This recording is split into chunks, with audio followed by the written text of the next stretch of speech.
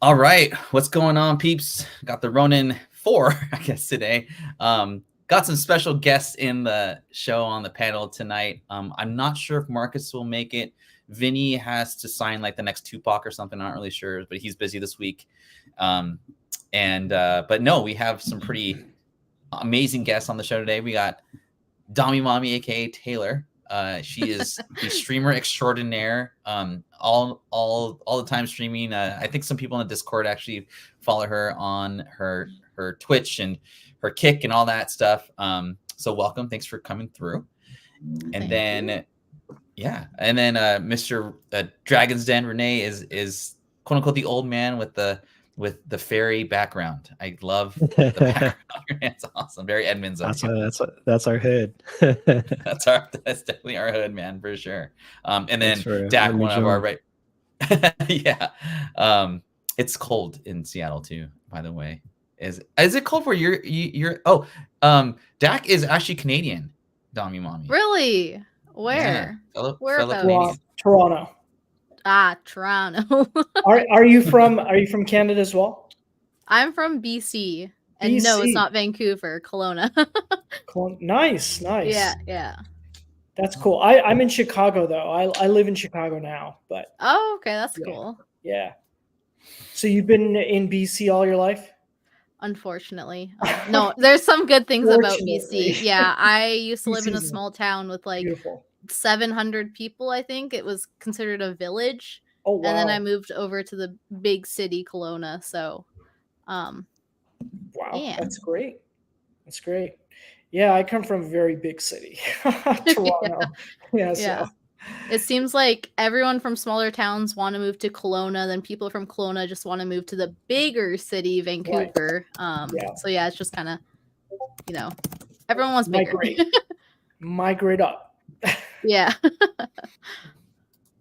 Awesome. Yeah. And again, thanks for joining us today. I know people are kind of tight on time today, and we usually kind of like have a few people kind of roll through within like the next 5 minutes or so. So we'll just get on with the slides. We got a lot of stuff today. Usually the past few weeks, I mean, Dak, it's been kind of, we try not to just like find stuff. We try to have some like meat on kind of bone, but I went down a couple freaking rabbit holes this week. Dak, I know you come with new category as well that we're going to talk about, and kind of the main reason we got Renee and Taylor on today is a completely very new segment, but extremely fascinating. I deep dived into that as well over the week, and it's really cool. I don't know enough about it to talk about, so I appreciate you guys coming through and helping us out. So without further ado, let's see here. Dak, are you this is kind of off topic, but are you more a Blue Jays fan or a Chicago White Sox? Definitely Blue Jays. Blue Jays. Okay. Yeah, I mean, I've been in Chicago for about 2 years, so I can't really claim the Cubs or the White Sox. Yeah. I grew up with the Blue Jays, Canada's only baseball team. And I also became a fan of the Red Sox when I was in Boston for 4 years. Oh, wow. Yeah, I mean, Blue Jays and Red Sox are my two favorite teams, for sure. Blue Jays and Red Sox. Okay. Yeah. That's tough. That'd be like having the Angels and Mariners as your two teams. You're a Seattle Mariners fan, right? Unfortunately, today, yes, I am a Seattle Mariners fan. Me too, unfortunately. Yeah, it sucks, but well, it's still cold. The marine layer will go down eventually one of these days, and we'll start hitting home runs. Hopefully, I don't know. We'll see. Renee, are you going to Filipino night for a Mariners game this year? No, I'm not. I should.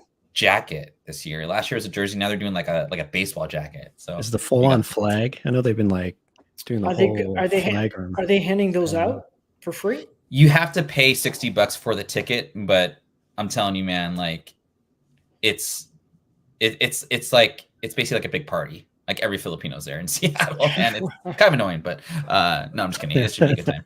Taylor, have you ever been to like a Mara game down here in Seattle before? No, first time I went to the US actually was for my birthday last year. I went to That's right. Spokane to meet up with my friend that I've been online friends with since 2017 and never met in person. Okay. So I met him and his girlfriend, and yeah, we just kind of hung out in Spokane for like 2 nights and went out for some drinks. Spokane, we only picked Spokane because it was in the middle. No special reason. okay. There's Okay. nothing too special about that, but Yeah, Spokane's I went to school on the east side of the state, and we went to Spokane a few times, and it's a different city. I'll just say that. But no hate there. It's a growing city. For whatever it's worth. But we stayed in an Airbnb, and one night we came back. It was 7 p.m. I think, and like there's a front portion of the Airbnb that's rented out, and ours was in the back portion, so we kind of had to walk like along the house. It was a nice house. Yeah. There's garbage from the renters, but we go inside. It's super nice.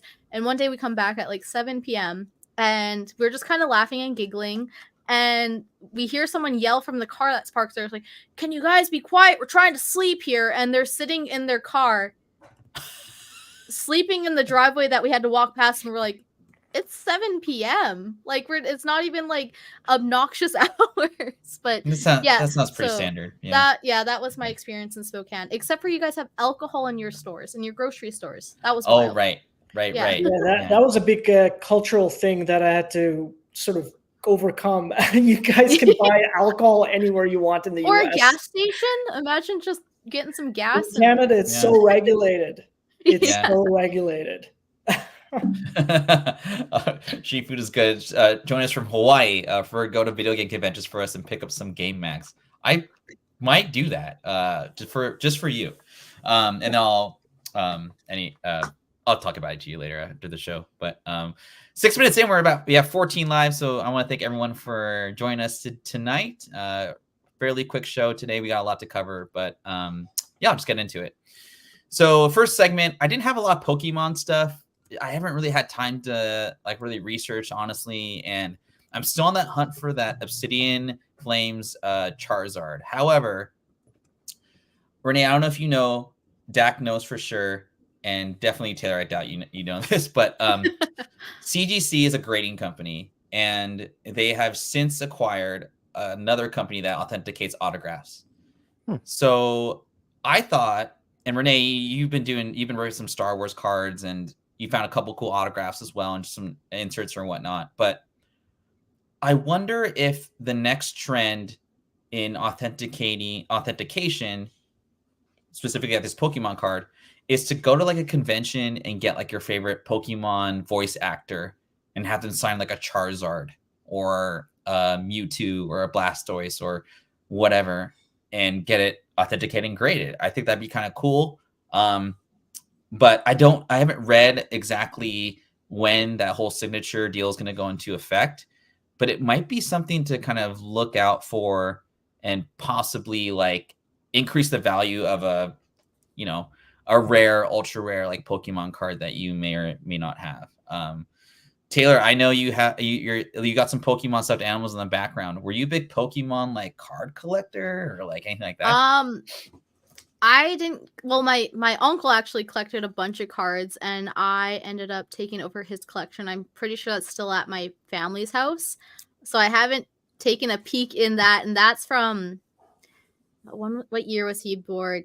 Like 85, 86 ish, and so he got it in his teens, so it was like 90s cards. So he also has like hockey cards, baseball cards. I haven't taken a peek into all of them yet. When I got them, I was still like a younger teen, I guess, and I just kind of kept them in their boxes, in their cases and everything. But growing up, I did play like Pokemon on like my grandparents, N64. Is that it?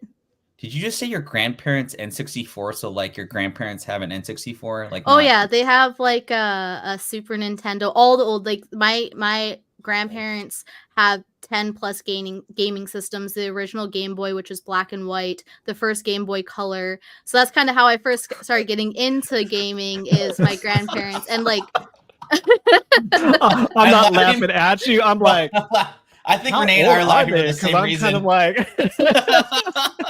Oh, the original black and white. Yep, that was the one I had. I'm like, yeah, I remember that one. I had Atari. Okay. Matter of fact, I think it's right here. Too. They Atari also have like the duck 2600, yo. hunt. The duck The hunt duck hunt. gun. The duck hunt. Of Yeah. course, Oh my the old goodness. duck And the hunt, one yes. with the joystick that you plug in. Yeah, and that's play. Atari 2600. That's the one I had. Yeah, I was 20 when I had that. No, I'm just kidding. I'm not that old. Yeah. You also had Um, ColecoVision and all Oh, that. This is we're cracking me going- up. We're going back. I know. I'm officially old enough to be the dad of some of the kids I work with. Yeah, basically Pickles is working right now at Boeing. Well, cool. I didn't know that question was going to go that route and make me feel really old, but Okay, to be appreciate fair, that. my grandparents are Yeah. quite young. Yeah. Okay. Yeah, Yeah. my mom had me when she was 16. But that's cool. And then my That's cool. grandma's Taylor, maybe that's cool that your grandparents introduced you to video games. Yeah. yeah. That's dope. That's Yeah. pretty cool. Because they would Um, babysit me when my mom was at work, so I would just kind Aw. of chill there and play video games. And my favorite was the Pokemon game because they That's- had like the photo booth in it where you can just like pose your Pokemon and be like snap photos on the N64. Do you still have that game? My grandparents still have all those gaming systems, so I called dibs on all that. I don't have it with me yet, but Taylor, you have a treasure trove over there. I mean, You just need to hearing get, talk, you need all to go of that. there now. All Yeah, of like it. And get it Super graded. Nintendo. There's a Sega. That's a thing, right? Sega. Mhm. Oh my Sega goodness. Yeah. Sega Genesis. You have to like blow the bottom of the cart and sometimes clean it out with like a Q-tip Yeah, just to get yeah. it working. Yeah. Rub a penny on it too to make sure the connection's good. You have to like blow it. That is so funny. Taylor, you need to go to your grandparents' house. You need to go to your uncle's house, and you need to put that all in a box, and then we'll all visit you and we'll appraise it all, and then we can get you a new PC that's like has a new NVIDIA card and whatever. That's Remember- awesome. Genesis. It was the Genesis. Sorry, I It just was was the reading Genesis. the chat there. Remember, Taylor, Mm. the boxes are worth more than the games. Okay. Yeah, we're in Just all the remember that. Tell your You'll- grandparents to keep the boxes. You'll see in the later slides we got some stuff to kind of show. Yeah. I'll kind of go through quick because I want to get to Taylor and Renee's segments here. But I was thinking of like long term and like basketball cards, so specifically basketball. But like, and I just kind of highlighted like the best classes to kind of invest in or long term. And so I got like the LeBron class of 2004. My personal favorite, the '98 class with White Chocolate, Jason Williams, Vince Carter, Dirk Nowitzki. Those are one of my favorite, teams and all that. The '84 class is probably like the best ever with Jordan, Karl Malone, Hakeem the Dream, all those guys. But yeah, I just just like long term, it's just kind of focusing on that. And then last but not least, I think like sports cards is such a hard thing to collect. Like, I mean, Taylor's just talking about Pokemon, with her uncle being a kid collecting Pokemon. And here we are 30 years later, 20 years, 25 years later, and it's still, nothing's really affected Pokemon. However, like Shohei Ohtani, like arguably the greatest baseball player of the modern era. I don't know, man. Like he might have some skeletons in his closet. And so I don't think it's affected the value yet, but sports cards are tough to kind of invest in. Sports memorabilia in general, I think, is kind of hard to invest in. So just a couple things that I wanted to peruse through real quick. But we'll get to the next slide here. I didn't have that much stuff this week, so I apologize. But and then comic books, Taylor and Renee knows this as well, but like, yeah, comic books is kind of our thing. This is like kind of the reason that me and Dak kind of became, I would say, good friends now, even though we haven't known each other for more than a year. I feel pretty close with him. That's kind of what's brought us together to kind of come up with this new the show and all that good stuff. But Silver Surfer has announced a new female character, and the community is like kind of 50-50, I would say. But I feel like comic book collectors are like, cool, I still want Norrin Rad, which is the original Silver Surfer, but this female character is kind of intriguing because there's actually Daka was the female Silver Surfer. Was she in Silver Surfer 4, 3? Do you know? on top of your head? So she first appeared in Silver Surfer 1. Okay. And then decades later, she becomes, what's it called? In What If number, I forget the number. It's a horrible cover with the Thing and who else is on it? But anyway, she becomes, I forget the name right now, but she becomes a Herald of Galactus in that issue. Mm-hmm. And that's the first time that Shaba Ball, Yeah. yes, Yeah. becomes the Silver Surfer, basically a Herald of Galactus. Mm-hmm. She's not known as the Silver Surfer. She's known as with a different name, but I forget what the name is right now. However, collectors are also looking at another book. It's Hercules number, again, I forget the number, but there is another Herald of Galactus in that issue as well. So it's all speculation right now, Mm-hmm. right? We don't know who that Shaba Ball will become. Will she become the Herald of Galactus in that Hercules issue, or will she become the character in the What If issue? So right now it's just speculation. Yeah. I think it's pretty cool. I mean, I don't think I would get the modern books. I just go old school and get Silver Surfer 1. I mean, honestly. Yeah, it's an expensive book. Mhm. You know, for those who are just trying to collect comics for the first time or getting into the hobby, that's a big book, right? Mhm. It's going to run you 400 or 500. High grade will be almost $1,000. So it's a big book to get into if you're just starting out in the hobby. You know, I would, if you want to speculate, low risk, high reward, right? So if you wanted to speculate on the female Silver Surfer, I would go for the What If book. That's my personal opinion. And I'll pull up the What If book while we talk, but that would be the play I would go for, because again, investing in Silver Surfer 1 is very expensive. Yeah. And I guess it's the reason I'm going for Silver Surfer 1, because it's a Silver Age, Bronze Age book. Beautiful book, no doubt. Yeah, beautiful book. I think it's recognizable. Renee, are you have you heard anything about the new Silver Surfer movie coming out, or like I guess casting? I haven't. Yeah. I lost the whole kind of interest in Fantastic Four and Silver Surfer after Jessica Alba and that group were together. I like Jessica Alba. Oh, I do too. But Michael B. Jordan version of that's right. That was just like, oh my goodness, right. Yeah, so bad. Yeah, no, it's just kind of funny.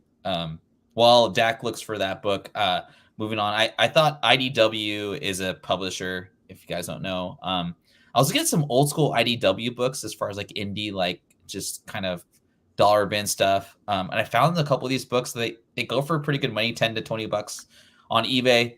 So if you guys are hunting for like these old Sonic issues, or even that Magic the Gathering book goes for like $15. I found that in a dollar bin. Couple flips just for, you know, low hanging fruit and all that.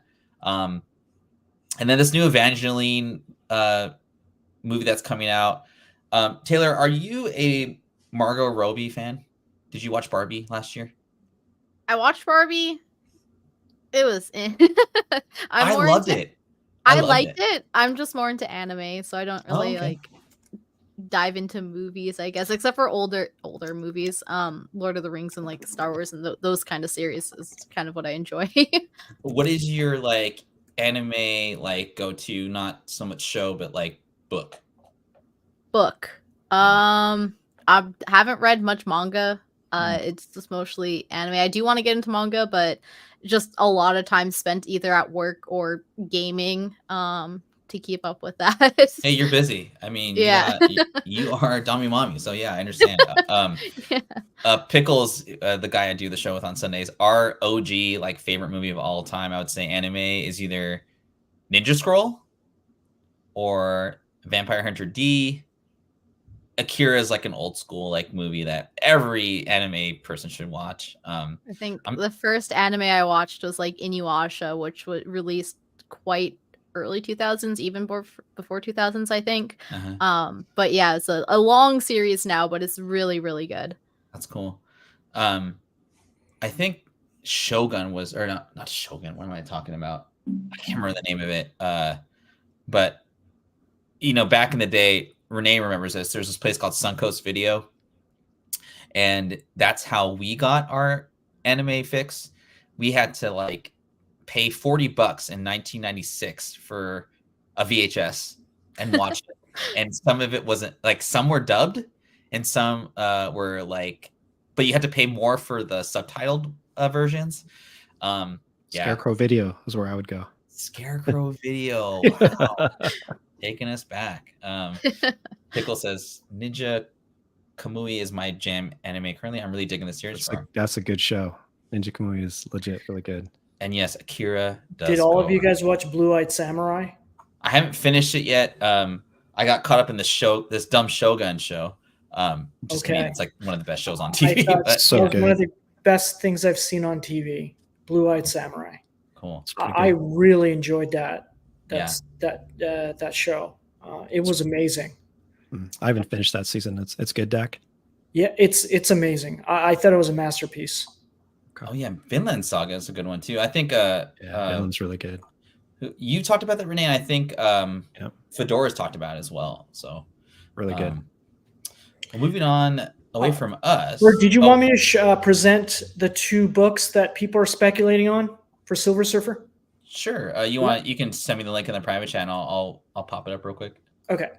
I'll do that right now. Okay. So this is 2 books that are being speculated on. One is the first appearance of Juno as a surfer or Herald of Galactus. Oops. Hold on. I have to do it separately here. Zero's in here. Hi, Zero. What's up, Zero? Blue-Eyed Samurai is very good. Shogun is also excellent. Best show on TV is Foundation. I'm watching Foundation right now. I agree. It's a pretty good show. What was I? Do you see the link, Ferd? Yeah, I got it right here. So this is the. Where is it? This link? Oh, right. This guy? It's the eBay link. Yeah, there it is. That's the first. That's Juno. That's a Silver Surfer named Juno. That the people are speculating on that. And the other one, let me just send it to you, is, man, 4 days with $41. That's, it's pretty big. And then if you click on this link, I just sent it to you, it goes to the What If book. I like that. I like this one better. Yep. Yeah, that's Shalabala's Starglow. That's cool. Yeah. Not feeling the cover too much, but I think that's the book to speculate on if you're going to speculate on Shalabal. Yeah. I feel like people are liking this book because the cover just pops, and she could look like that. The actress is amazing. If you haven't seen her act, and she's done several different properties. Ozarks is where she just killed it, but she's an English actress, I want to say. I think that's why I feel like that's why people are really gravitating towards that book. But yeah, thanks, Dak. Thanks for that. I haven't personally been speculating on it. You guys all know I'm liking Sonic the Hedgehog for some reason. I don't know. I'm weird. Taylor. All right. So real quick, I just want to share some of your links here. Let's see here. So this is Taylor's kind of Instagram links that she has. So she's on Twitch, TikTok, Discord. Her Discord's right there, and her Kick. So if you guys aren't following Taylor, I'm gonna put your Kick here. I'm gonna put your links in the deal right now. 7 followers on Kick. I'm not too live on Kick. It's mostly Twitch, but yeah, no, Kick. It's good though. I mean, you just have to, it's just like anything, right? You just have to keep going. Most of my followers are on Twitch, so it's a little bit hard to get them to move over to or Twitch rather than Kick, but yeah. 100. Yeah. I mean, whenever I watch your shows, I'm usually on Twitch because I have the app on my phone, but we tried doing Kick for the first iteration of this show, and it was really tough to get people to watch on Kick. I think just because our genre is not really meant for what you do. But But I wanted to ask Taylor, like, so you've played Valorant like mostly, but you used to play how about you play, what game was it? Counter-Strike, right? Yeah, Counter-Strike. I dabbled in League. I do like League. I want to get more into it, but it's a lot of learning, just learning every character's like abilities and all that stuff. But yeah, mostly like first-person shooters, Counter-Strike, Valorant, kind of my go-tos. And I know Renee, you play Valorant as well, so I'll piggyback off you. Why Valorant? Why not like I started playing what is it? Not Counter-Strike. What's the other shooter game? Oh my gosh. Helldiver.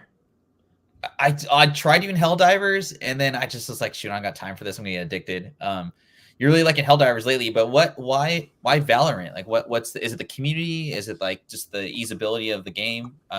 What makes it so cool for you guys? I mean, it's got a high kind of skill cap, I think. And it's also very team oriented. It's a team based game, kind of like Counter-Strike. Yeah. A lot of people do solo queue. I don't know how they do it.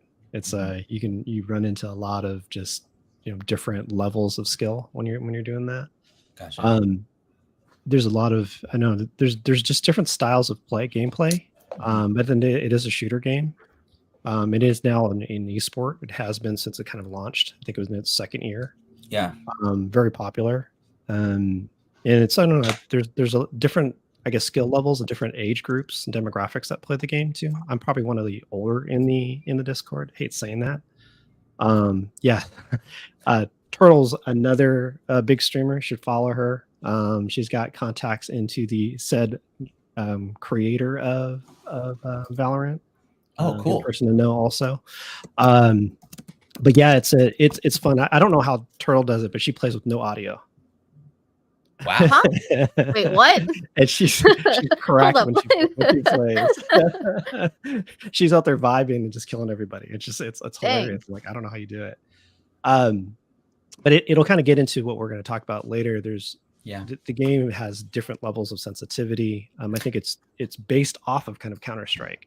And what's the question marks there, William? I think he probably question marked no audio. I think the no audio stuff. Yeah. It's wild. We'll get into it in a little bit, but there's tons of sponsors behind the game now. I think I just like playing it just because it pushes me to a different level and it keeps me kind of sharp. I've actually changed my entire layout because of the game, and I'll talk about that later. But my entire system is completely different now. That's really cool. I mean, like, Dak, what's the last like first person shooter you played? Like, SOCOM, Doom. Doom. Doom and 3D Wolfenstein. Wolfenstein 3D. Wasn't Doom on N64? I remember. I think I played it on there. Dude, I played on PC. GoldenEye was so good. It was on Windows 95, Taylor. That's what it was on. It was back Legitimately in the was. 90s. I wasn't alive yet. You were. That's when I played a first-person shooter. Her mom was playing Wolfenstein 3D with me and back in shop class. So Pickles reminded me, I was playing Call of Duty Zombies. I thought that was pretty cool. COD is fun. Yeah, and I feel like Helldivers is like kind of like that a little bit, like kind of not the zombies part, but like the co-op, like I got your back kind of thing. That's what I liked about it. Right.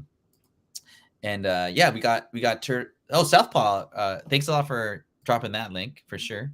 Yeah, and kind of the reason I wanted to bring both of you guys on was I wanted to, Taylor, you're obviously a lot younger than us, and so we always struggle with like that demographic of someone being born in the 2000s, Yeah. and so I'm always curious of like what are you guys into, and like what makes you kind of like what's your nostalgia and all that. And then Renee, of course, like we've been talking about getting you on for a long time because you sent me just tons of links. Like here, this kind of relates to like the people that are in like collectors, quote unquote. This Pokemon keyboard by Razer, I found on StockX, it was on eBay. It sold for like $300, and Taylor, we grade like comic books here, So they what that means is you encase it in plastic, and there's like a number on it, and it increases the value of essentially the collectible. It's like an investment piece, right? And you can actually grade. I found this out today. Keyboards. You can't. So it's really weird, right? Because like you're like, why would you encase a keyboard? You're supposed to use it. Well, what we bank on is 10 years down the road, someone's like, that's like maybe in their 20s. I was playing Valorant in 2024, 2023. Doesn't play it anymore. And it's like, oh, I remember that time when I, like was in my 20s and I played that game and I used that Pokemon keyboard or for whatever reason. And they're like, that thing's worth $2,000 to me. I'm going to pay $2,000 for it. So that's kind of where our mindset is on this. And it's just a different asset segment that is very intriguing to me, and to kind of crossbreed with like different collectibles like Pokemon and like gamers like you guys. It's like marrying two worlds that make sense to me. It's really interesting to me too. So just want to thank you guys for coming on. And real quick, we're about 30 minutes into the stream. I want to thank all the new faces in the chat. I'm assuming that's from Renee and Dommy Mommy coming through today. And if you guys aren't subscribed, we try to do this show every Tuesday. We might even do like a streamer show eventually if we get enough people. But yeah, subscribe to the channel, like that, hit that like button, all that good stuff. And Renee, let's get into kind of what you had to present today. Give me 1 second. I got like 8 million tabs open here. Just 8 million. Just 8 million. Cool. All right, go for it. Yeah, I mean, we kind of got into about accessories and stuff, but I think something that's interesting is the difference between consumer produced PC accessories versus kind of the enthusiast market. William, who's in the chat right now, him and his buddy Yafan, they got me into kind of custom keyboards recently, and I've gone through a host of different just accessories. I have, I think I'm on my 5th headset in the last like 3 years. I'm on my 5th keyboard in the last 3 years. And it's just interesting on how much they've customized and how many boutique type companies have come out and produced. What's up, Yafan? Thanks for coming through. How many different like PCs and headsets and keyboards are out there. And what's interesting is there's this kind of niche market where I'll call it the enthusiast market, and it could go in the direction of gamers, like the really competitive gamers who can understand the sensitivity levels of moving your mouse or tapping on your keyboard, or if you follow anything that's going on the esports scene, gentleman on the bottom right of the screen here, Tens, his team just won the championship in Valorant this year. But that little clip right there, he's holding up a keyboard. Most people wouldn't know what that is, but people are like wondering like, what keyboard does this guy use? But he's like kind of like the Michael Jordan of Valorant. And so when he says I'm using a keyboard, I'm using a mouse, of course a bunch of people are gonna flock to it. And what's interesting is it had also introduced a different style of a keyboard. So that's actually a 60. They call it's a 60. Most individuals know keyboards by their full. So there's I think 100 plus keys on there, or switches. Yeah, hold yours up. Holy cow! Right, so that's a 60. And it's then small. It's a small boy. Small. It doesn't have the numbers on the side. Yeah. It doesn't have the functions and all that stuff. And so it's interesting is these boutique companies like Ponage, Final Mouse, talk about them in a little bit.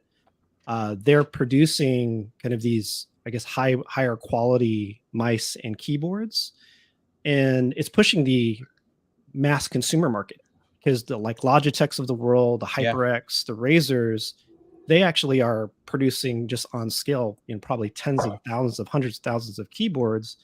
But honestly, most of them are made out of plastic. This new stuff that's coming out, like mine, is almost my keyboard's completely. That's actually pictures of my keyboard on the right side there. I was actually building this late last year. And actually thanks to William and Yafan in chat. And it's almost all metal. It weighs about 5 pounds. Holy cow. I mean, you could hurt someone if you threw it, but I can tell now when I tap on the keys, it is a different level of sensitivity. I feel like I'm getting a higher performance from it. And I've actually moved on to a different keyboard since. Like 3 months later, I bought a new one after that. But in terms of the enthusiast market versus consumer, you're talking about better performance, better materials. Arguably, I mean, if you're not into these games that require a different level of sensitivity, you may not know the difference. It's kind of like giving an amateur person like an F1 racer, and you're trying to drive that really fast versus them driving a souped up Civic. They may not be able to tell the difference or even drive it well. So I think when you get your hands on some of these accessories, there's a level of kind of sensitivity on how the stuff moves and whatnot. And so the Final Mouse, which is really popular, and I'll talk about that in a second. Tens, he actually held it up and he was like, I use Final Mouse. And then of course they partnered with him. That's this picture on the bottom, right? Those are both pictures of Tens down on the bottom. It's kind of funny. And these mice, they're selling for, I mean, once they're done, they're done. They're on a limited drop. They're sold out. And now some of them are as high as about $1,200, $1,500. And what's the buy-in? The buy-in is about $160, $170. And there's different accessories on it. Taylor, I don't know if you got into these keyboards and mice yet, but I looked into keyboards. I do want to eventually build my own, but I'm looking at like $400, $500 from a site that I was looking at. Even more if I get the fancier stuff. I do eventually. I think that's my next upgrade because I kind of been working on got a new headset, got a new mic and everything, and a new mouse. This was like $200. So right. Yeah, I don't know if you can see mine, but it's this is my latest one. It's by Mellatrix, and it's got a Hall effect in it. So they're HE magnetic switches. So it's not just tap it and go. It's actually dependent on how far I push it or how far I release. It's actually will activate. So it's got different actuation points. Yeah, 500 is a good budget. So is 500 just on accessories, not like that's just for the keyboard. That's just for the keyboard? Wow. That's for the keyboard. Yeah, so the keyboards that I've got around $300-400. I was thinking, and it's also US. I'm in Canada, and our dollar sucks, so it's a little bit more for me, but it'll be worth it. Right. This is like so fascinating to me because, like, there's so many segments that we go into. Dak's gonna talk about another one that is also fascinating to me. But I mean, Renee, when you say you can get this mouse for like $100 and 6 months or a year from later, you can sell it for times 12. Like the aftermarket selling of these things, like especially if, like, let's say Tens came out with one, and again he did, and let's say there was a limited drop, and it was a limited drop. The price is probably going to double easy. So are these custom mouse that they're only available? Like, is it just like we're talking about limited edition, like drops, right? And so if they're limited edition, everything's collectible now, right? So is that what's going on here? Some of it. So the mice, yes. So like Ponage and Final Mouse, they're limited drops at the moment. They do have kind of a mass production line, but those are the ones that are $50-$60, and they're kind of similar to the ones that you would see from Logitech or HyperX, etc. On the keyboard scene, I haven't seen too many limited except for High Ground. High Ground does have some, but honestly, High Ground isn't really known for. There's Yafon's kind of a pro. I think both Yafon and William in chat, I think they both have like 6 keyboards each or something like that, maybe more. So comic books, Renee, like, this too, like, we buy like $5 comic books and try to sell it for like 20 in favor of the hobby. Right. You guys, it sounds like, and every time's a risk, right? You do it for like you don't do it just to flip it, right? But like, is the resale market, and I guess Taylor, you can answer this question too. What am I talking about? Like, if you have a used, let's say, like one of these guys' mouses, and you bought it for like 100, can you still sell it for more than you paid for, or at least cost, if you were trying to upgrade? It's a good question. I haven't tried. I'm Mhm. sure there's ways that you can do it. Like, I know there's some weird things like famous people sell, or like people that have a following sell, where they're like, I'm gonna sell my used mouse, and people will just buy it just because Sure. this streamer used this mouse. Oh my Right. god. Mhm. Maybe not. I guess it is considered a collector, but it's a different kind of collector as a streamer. I Yeah. I would love to get into collecting and all that stuff. Like I said, I do have those old cards that I haven't peeped at yet, but mine's mainly just upgrading my set so I can produce better content for my viewers type Right. vibes. Right. So That's awesome. another very high level question. So what, in your opinion, Dommy and Dragons, what are the best keyboards that you feel provide you the best performance? Is it metal, as you were saying, or is it like something else? Are there ceramic keyboards that you can buy? I'm thinking ceramic might be cool too, but I don't Want know. me to take this, Taylor? Yeah. Yeah. So it's a big question because there's so many different types of keycaps and switches, Okay. and it's all based on feel. Like literally, there's ASMR on YouTube. You just type in switch or keycap audio, and then there's people just tapping, and you can hear it. And some people just like the way they feel. The ones I have are PBT, so it's a type of plastic, and then I have magnetic switches, which I mentioned earlier. There's some that have like a tactile, so it gives you a little bit of feedback. There's linear, which is like you press it and go. There's all kinds of different ones. There are ceramic keycaps that came out, I think, within the last year or so. It has like a bit of I guess a thockier sound. It's like a little bit more hollow the way it sounds. Some people like that. I've heard some people that like the clickety clackety sounds.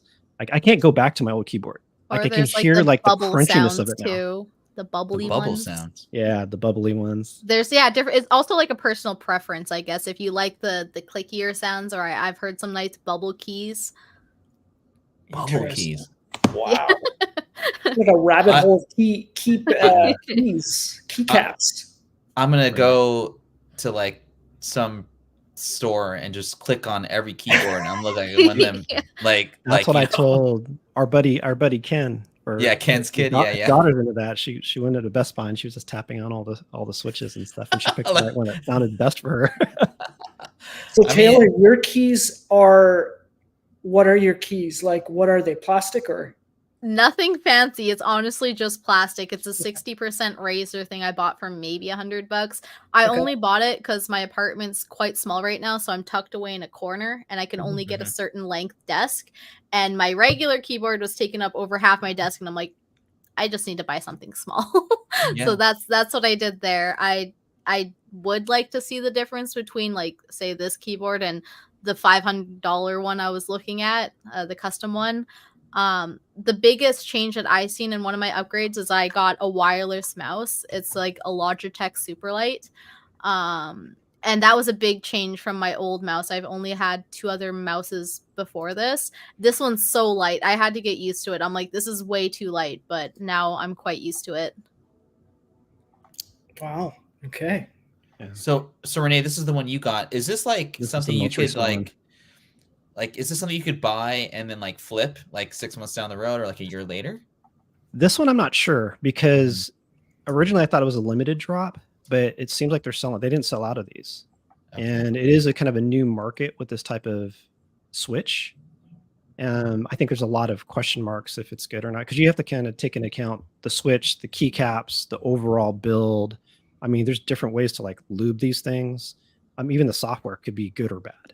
Oh, there's actually an example of the magnetic switch right there, or Good rapid God. trigger. Where is this made? Like, are they made? China. A lot of them made China? in China. Yeah. Mm. Huh.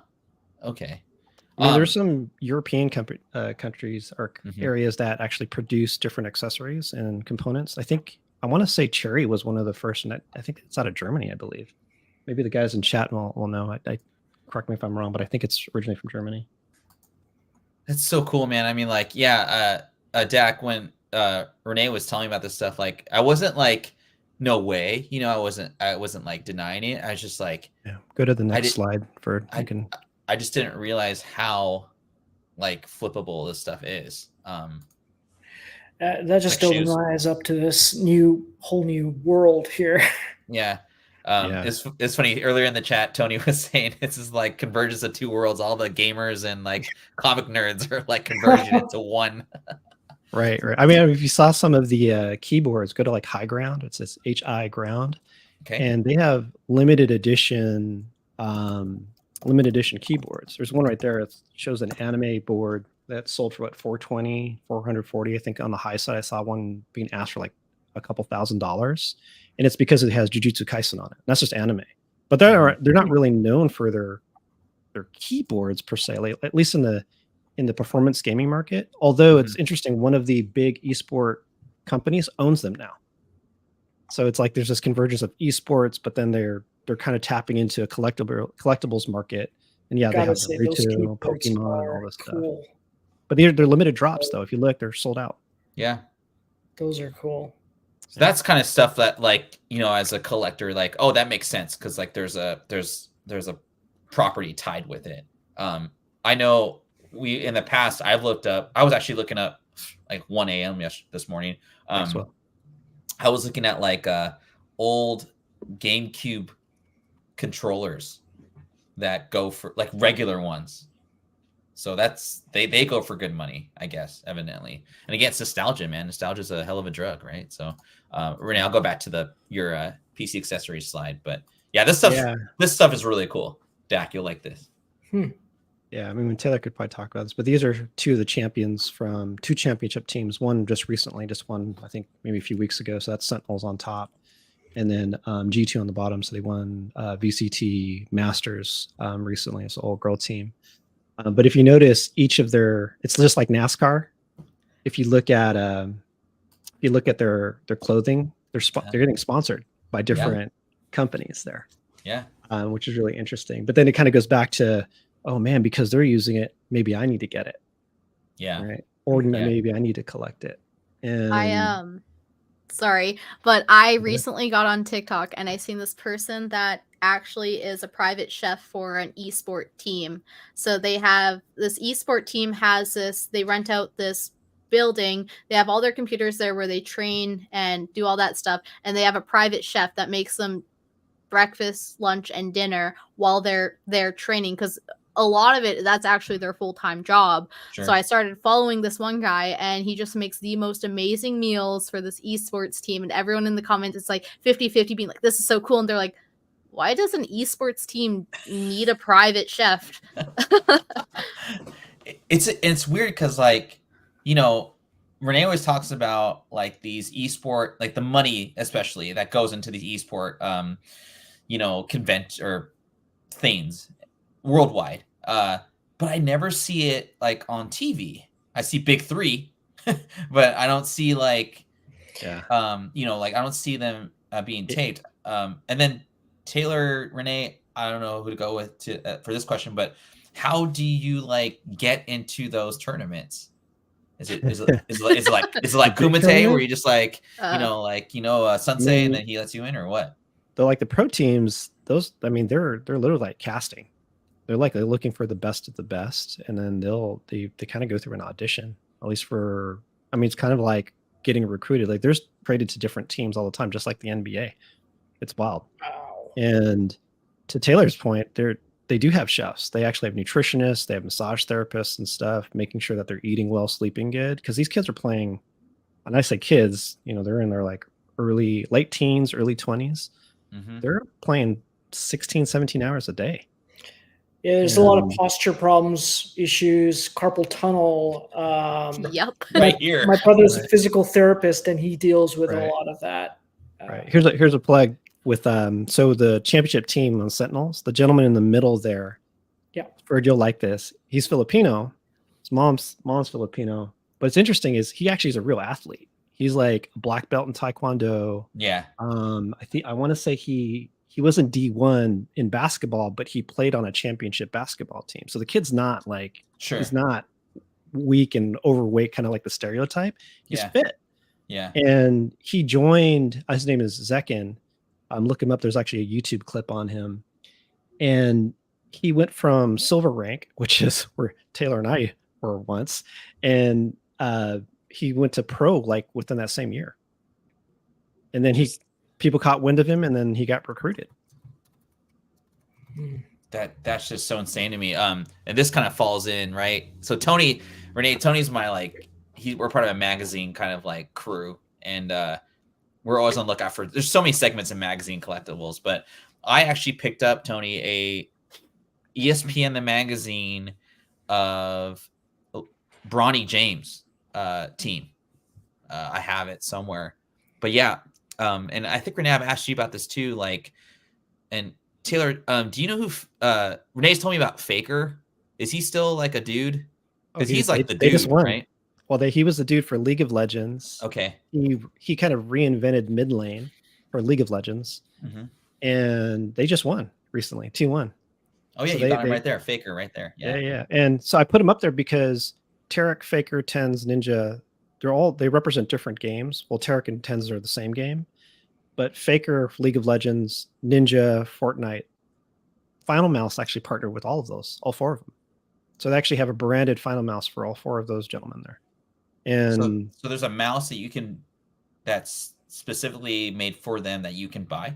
That they worked with each of those individuals to build on. Actually, Faker may have not. It was Faker worked with.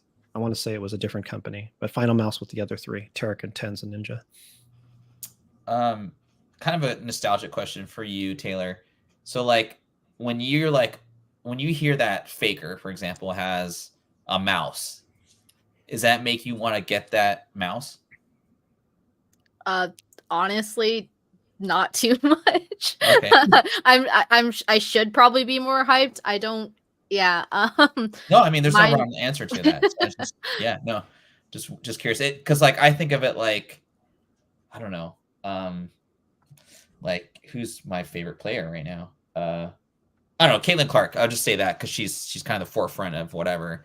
They've been talking about making her shoes kind of an exclusive with Nike, and I'm sure every Caitlin Clark fan is going to want that pair of shoes. She's already struck a deal with Nike, right?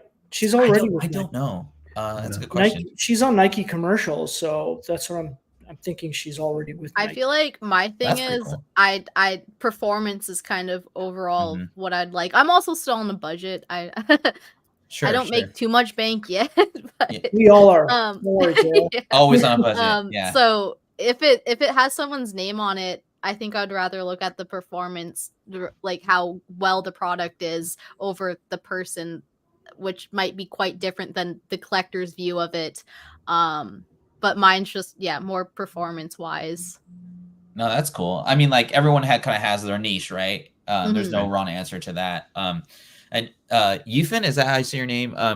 Dude, like that Yufan, like that's awesome, dude. Like I've been kind of not hesitant, but just kind of like, I'm anxious to kind of try it out. It sounds fun to kind of like try and go after one of these mouses. I might 420. I mean, that's just in time for payday, so I might as well try it out and see if it's like something that I could get into. The one thing for me, like I'm kind of just like I like watching Taylor's streams versus like actually playing it, because like you guys talk about just your accessories. I can't even imagine the power you have in your computers. I have a freaking Apple MacBook Pro, so, and like Renee's like, his setup's probably like nothing. I mean, mine's nothing compared to your guys' setup. And Dak, I gotta imagine like yours is very like, I would say minimal, but like, Well, I got a MacBook Pro. That's it. Okay. So we're the MacBook Pro nerds over here against like, you guys have like NVIDIA, like, cards and all that. So, I don't have any really glowing lights around my computer. No, obviously their setup's a lot better. I just got more. It looks like there's literally a party going on with no music in Taylor's apartment. Yeah.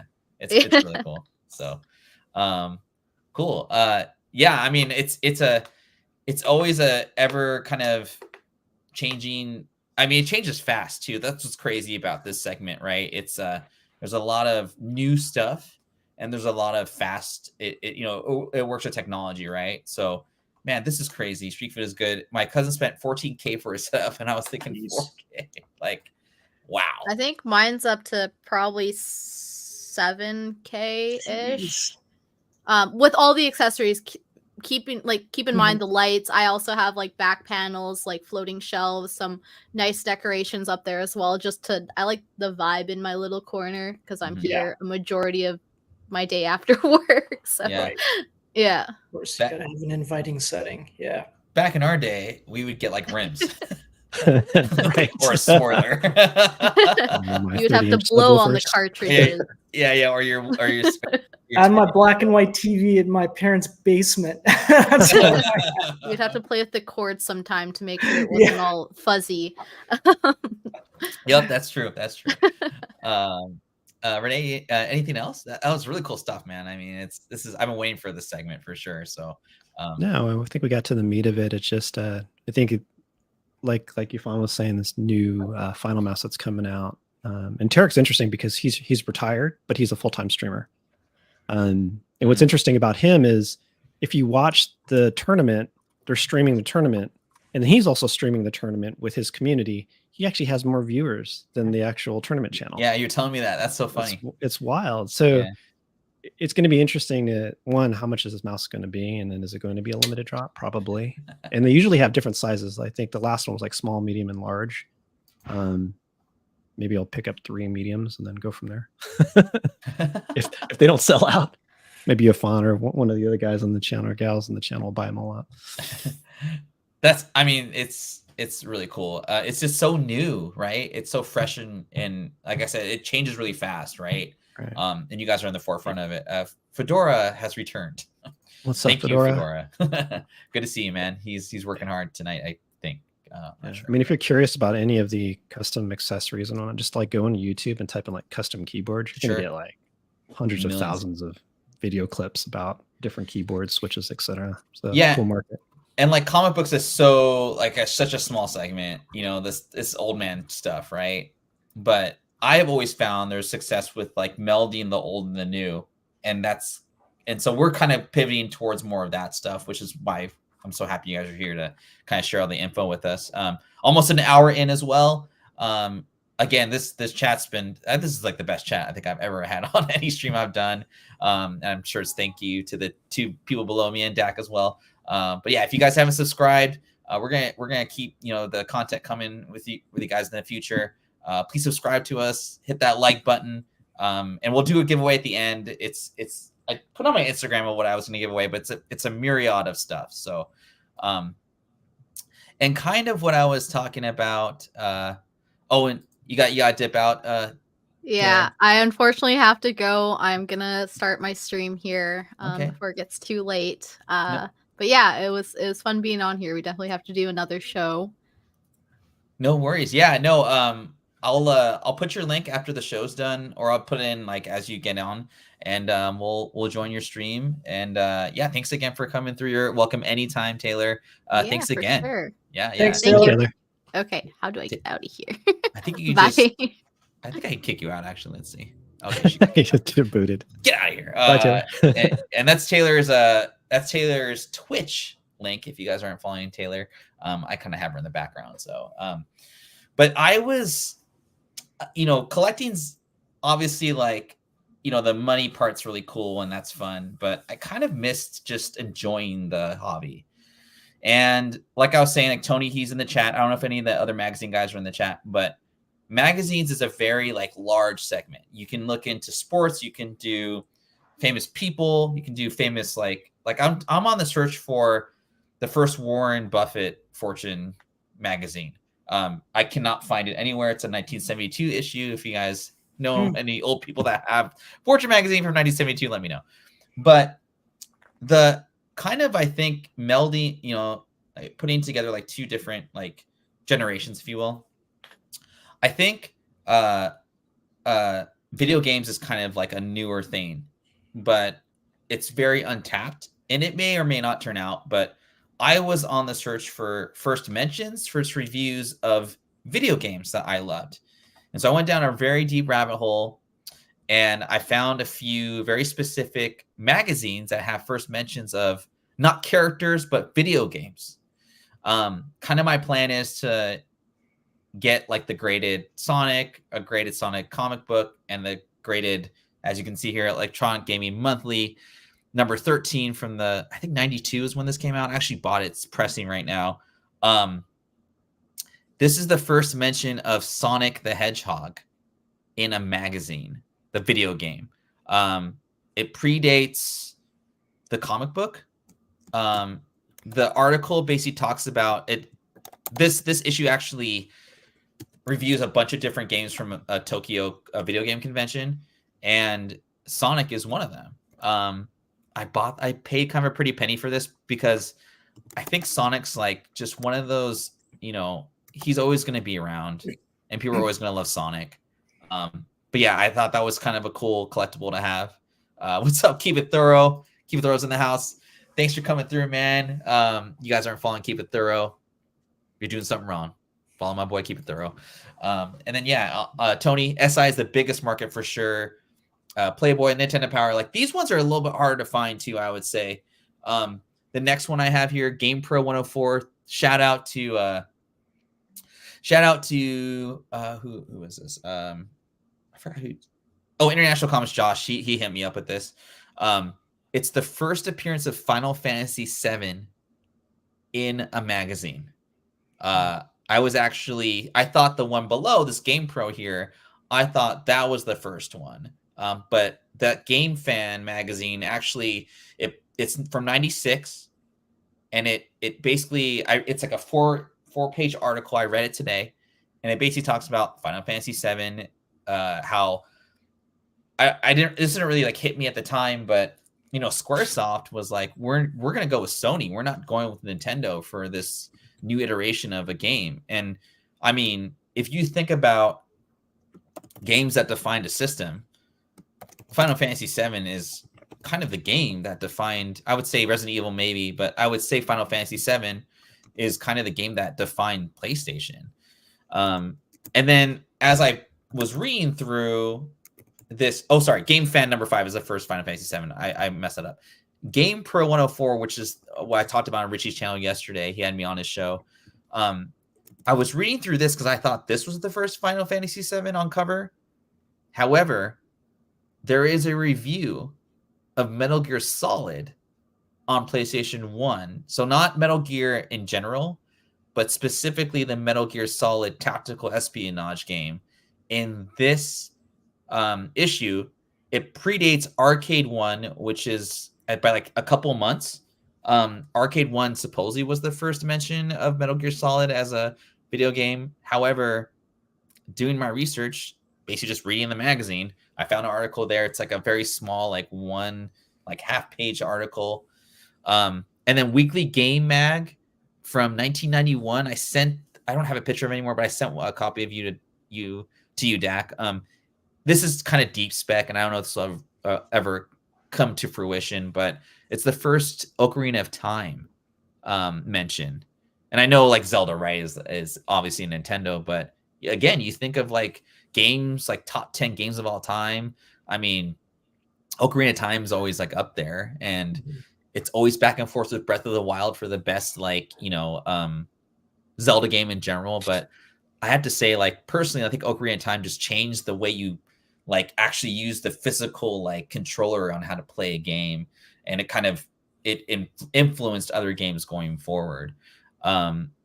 Fellas, out of these magazines, which one would you be like, oh, I gotta get that one for nostalgic purposes or for value? What do you guys think? I think for me, Sonic stands out for me. I think Sonic is the second most recognizable character in terms of video games, second to Mario. We can talk about the legendary characters like Pac-Man and Donkey Kong, etc. But apart from Mario from the 90s and possibly 80s, I would say Sonic would be the most recognizable character. Plus, the second biggest IP in gaming after Mario. Sonic movies have made quite a bit of money, not as much as Mario, but they've made quite a bit of money, and they are coming out with a third movie as well. The legend of Sonic continues to grow. I think it's I think more and more kids who grow up to be to be like in their 40s and 30s in the next 20 or 30 years will want to get everything that reminds them of Sonic. So yeah, I would go with that one. I know that's the first Sonic and Guts. That magazine is also very difficult to find. I actually looked for it after you gave me the scoop, Ferd, and I could not find it anywhere. So that's a very difficult magazine to find. So that in itself will make it very rare and collectible. Mm-hmm. It's like one of those like magazines that like I remember it from when I was a kid, like Electron Game Millennium is like one of the OG ones, right? Mm-hmm. Renee, when I was looking through this magazine, I saw an or one of these magazines. I can't remember exactly which one. It might have been Game Pro too, but there was an old and Dak, you'll probably know this too. There was an old advertisement for Babbage's and Electronics Boutique. Oh my goodness, I worked at both of them. I know. It's crazy. I agree with Dak. Although I lean more towards, you know, which one I'm looking at for it is the 1995 Final Fantasy VII. Yeah, like I would go for that just for this is nostalgic for me. I mean, anybody that was in the Final Fantasy series, I think so FF7 is. I'm going to claim ignorance here, guys. Why is Final Fantasy VII so important? Renee, I'll let you answer that, and then I can give my opinion too. But yeah, you go ahead, Renee. So I think it's because of one, the character Cloud, and the music, like the gameplay, and I think it was the introduction of the chocobo races too. There was a lot to that game that made it extremely popular, and there was a lot of hidden content in the game. Like what is it called? The Ultimate Weapons? What that's Ultimate what Weapon, called? yeah. And Red. Yeah, there's the one under the sea. There's Knights of the Round Table. Right. There was a lot of like, I don't want to call it Easter eggs, but there was a lot of things that you had to find. And I mean, I don't know how many hours you could spend on that game. It was a lot. 100. Right. And I think it just became so sticky. It's still today. It's still one of the most popular games. I mean, you've got remastered now, right? Yeah. On PS4 and 5. PS4 and PS5. Yep. Mm-hmm. Yeah. Yeah. There's something about, I think the character set that they had, and I want to say that the music was pretty unique too, and the artist. Mm-hmm. The artist was actually pretty popular. I want to say he actually did some. I forget the gentleman's name, but I think he did some comic books also. Wasn't it related to an anime or manga? I have to look that back up. But it was, there was a lot that was going on with Final Fantasy VII versus the other ones. And I mean, for me, I mean, like Dak, I don't know if I told you this before, but me and Pickles, who he probably went back to work. I mean, that's how we became best friends. I mean, that was the whole reason we did the show. Was we had nothing in common. He was a hockey player and kind of quiet. I'm a short little Filipino guy that just yells a lot.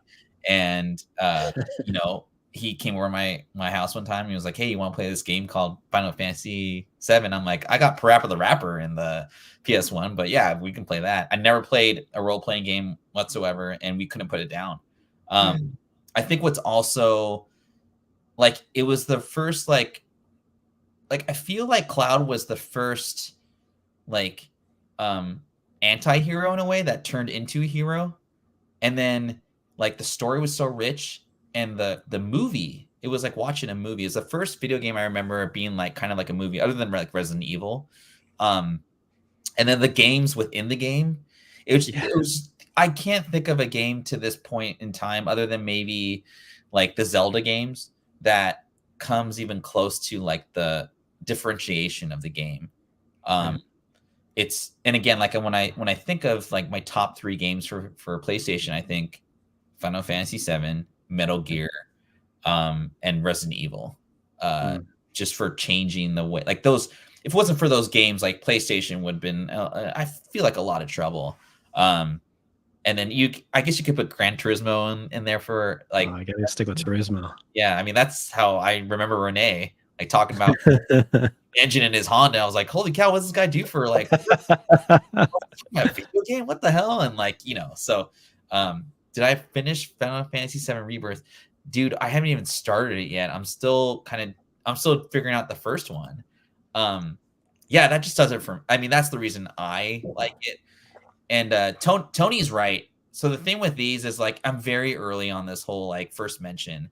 I think I won't say uneducated, but the covers are they just do it. I mean, I found first mention of Shohei and SI, and that goes for like pennies on the dollar.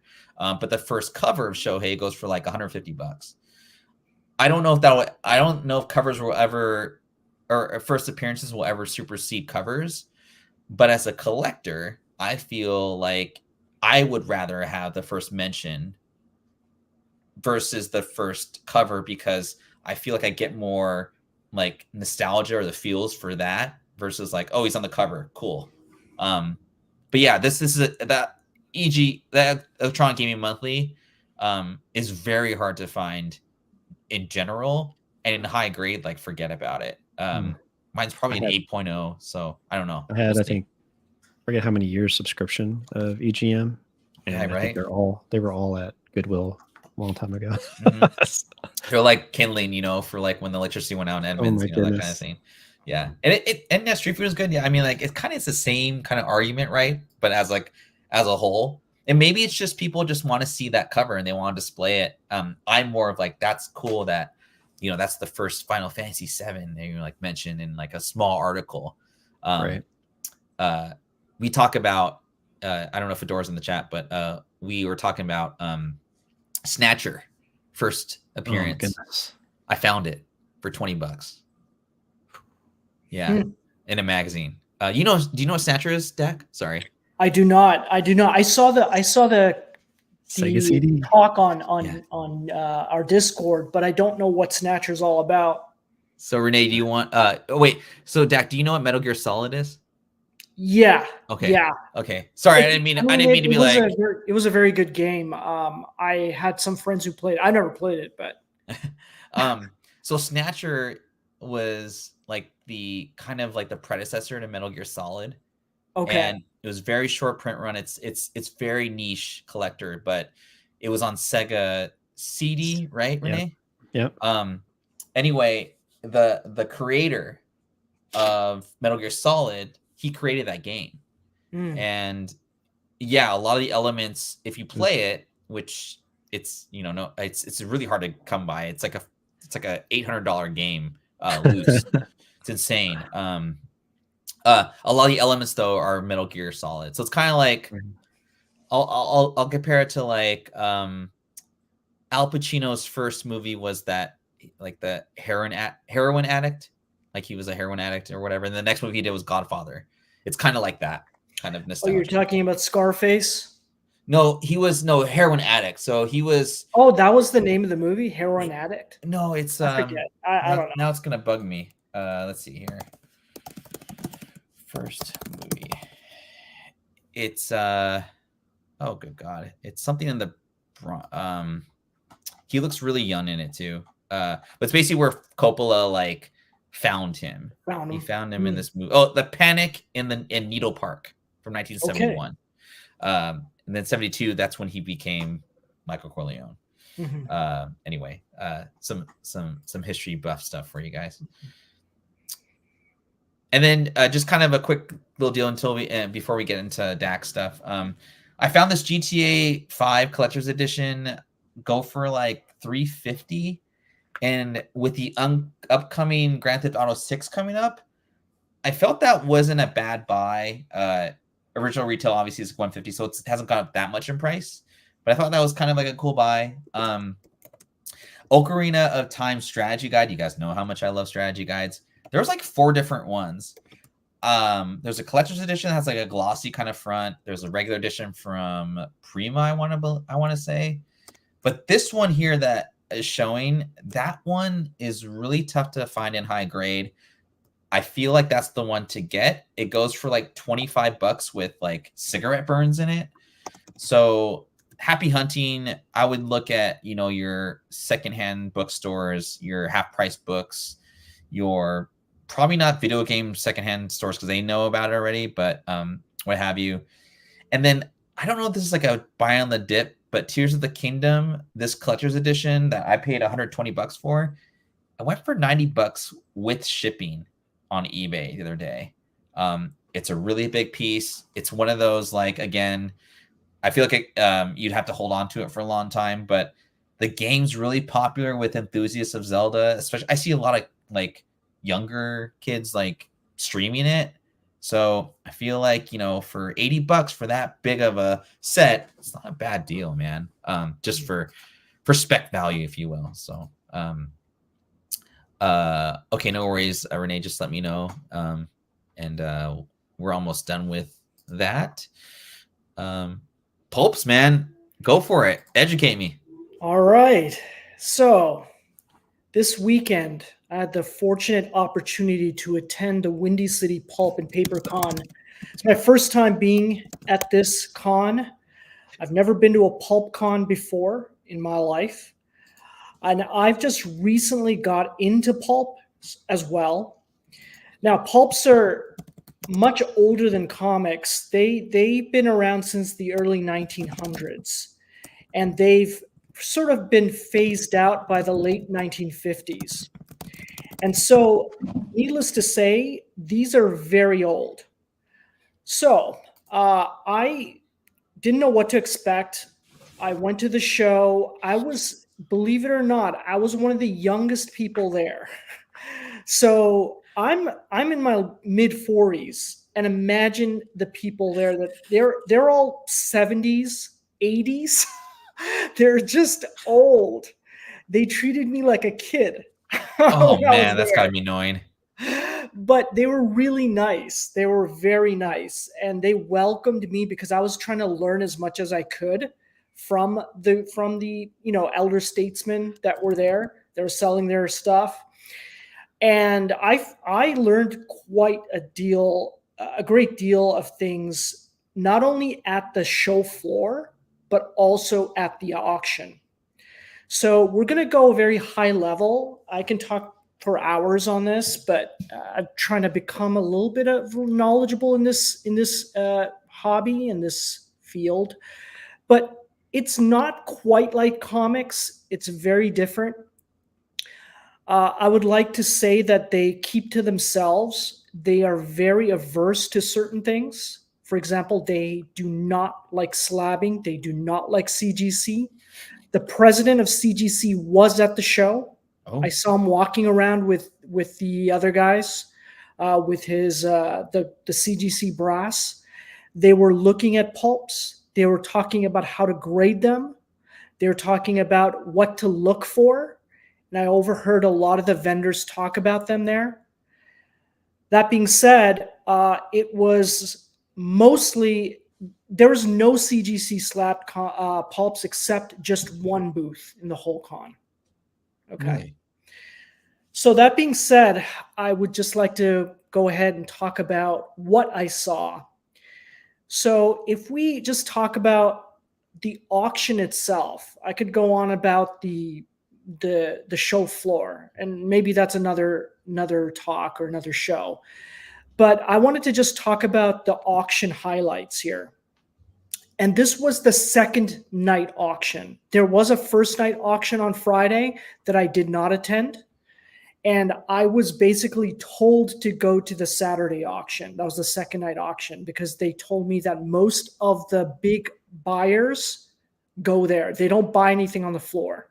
They go to the big auction on Saturday night. So that's where I headed. So at the auction, we will just first of all cover some unusual items. Now, pulp collectors, they love their writers.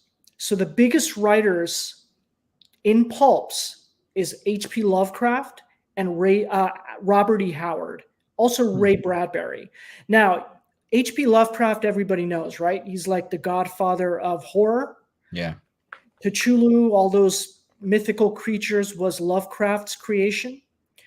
Robert E. Howard, I think everybody knows who he is. He's the creator of Conan and Cull. And Ray Bradbury is like the godfather of science fiction. So these three authors, pulp collectors go crazy over. Out of the three, H.P. Lovecraft is at the top. Anything written by H.P. Lovecraft commands high prices. So a postcard from H.P. Lovecraft to Robert E. Howard sold at auction for $3,100. Just a postcard. Another signed letter by Robert E. Howard to the editor of Pulp Thrills of Jungle sold for $4,000. So you can imagine just signed items by these people command this much money. A framed photo of Robert E. Howard and his dog fetched $450. Not bad. So these are unusual items that go for money by these authors. We then come to the pulps. Dak, real quick. Yeah. Renee needs to take off, and so I just wanted to, before you move forward with this, thanks, Renee. Wanted to good say meeting you, thanks, Dak. Renee. Yeah, thanks, Bird. Thanks, everybody. Have a good night. All right, I'll talk to you soon, man. All right, take care. All right, thanks. Continue. So some of the auction highlights. So what I found was scanning through all the auctionable pulps. There are certain titles that are the most popular. Doc Savage is one of them. We all know Doc Savage is not that popular in comic books, but Doc Savage is super popular in pulps. A high-grade copy, and I mind you, high grades are 6.57 pulps, okay? You're never going to find a pulp that's over 7, okay? A high-grade Doc Savage sold for $4,000. And it was raw. It's a raw sold copy. That Shadow book, the second book, The Shadow, it's called the Creeping Death issue, and it's one of the most classic Shadow covers. Sold for $3,700, and was a low grade. And then the third book, which I was told was one of the most coveted covers in all of pulp, was that Doc Savage Red Skull cover. Oh, really? A high grade sold for $5,000. Okay. And then, of course, everybody one time or another has seen this Weird Tales cover. Yeah. It is by far the most iconic cover in pulps, I would say. A low grade. This was the only Brundage. This was the only cover. Like, this was the only book there that had the Brundage. There was no duplicates of this in auction. This is the only Weird Tales sold. And it was $3,700 for a low grade copy. However, as I sat through the auction, I felt that there's so much room to grow. It's not that expensive if you take a look at it, right? These are the most classic or iconic books and pulps, and they're selling for $3,700, $5,000. They're not selling for $45,000, $50,000, $100,000, right? And mind you, the pulp cons that's it. These pulp cons, there's only 2 pulp cons in the States, the big ones, the Windy City Pulp Con and the Pittsburgh Pulp Fest. Those are the only 2 that happen. And that's where all these pulps are located. You can't find them in a local comic store. You can't find them in an antique store. If you're lucky, you can find some, but where are you going to find these pulps? The pulps only show up in these pulp cons. That's it. That's the stock. That's which crazy. I found really fascinating. So they're very rare. Even a bad copy, a low-grade copy, is worth getting because it is so rare to get these pulps. So let's go to the next slide. Before you do that, I have a quick question for you. Yeah. So you had said, I just thought of this, right? Like, I feel like pulps are an underappreciated, like, collectible, because like you said, that the generation is like dying off, or they're just getting rid of their stuff, and there's no one really going into it. But I wonder, I mean, like, from what very little knowledge of pulps that I have, like, the stories are rich. They are. So like, why for like $6,000 for like the Action Comics, or quote unquote, like, the keys of like this genre of literature, like, that could be optioned one day. that could be made into a Absolutely. movie or whatever, right? So I think to kind of be the counter, because I think people will be like, if you're the youngest person at these pulp, conventions, who's gonna like, how could it go from like 7,000 to like 10 or whatever? I think that's where there's an opportunity there for sure. So There's a lot of opportunity. I kid you not. I was there. There Mhm. are some of these auction guys, they're spending 10, 20 grand buying up all the high grade copies. They were buying up all the high grade copies of these books. Mhm. And they probably have the foresight to see that, you know what, in 5 to 10 years, if we get these slabbed by CGC, they're going to command big bucks. Right. So continuing on the pulp auction, there were some sales that I was really surprised at how low they went for. This Weird Tales from 1932, it's the first mention of Conan. It's not the very first full appearance of Conan. That comes in the issue after. But this issue was the first mention of Conan by Robert E. Howard. It only sold for $325. Seems like such a good deal, man. Yeah.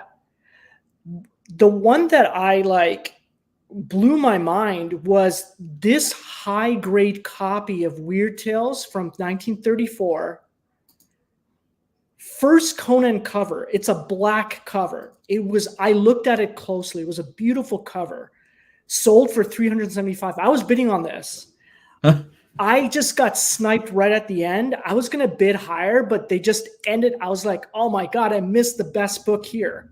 Mm-hmm. I missed this one. This is the one I was going for, but I missed it. Mm-hmm. Possibly next year. Who knows?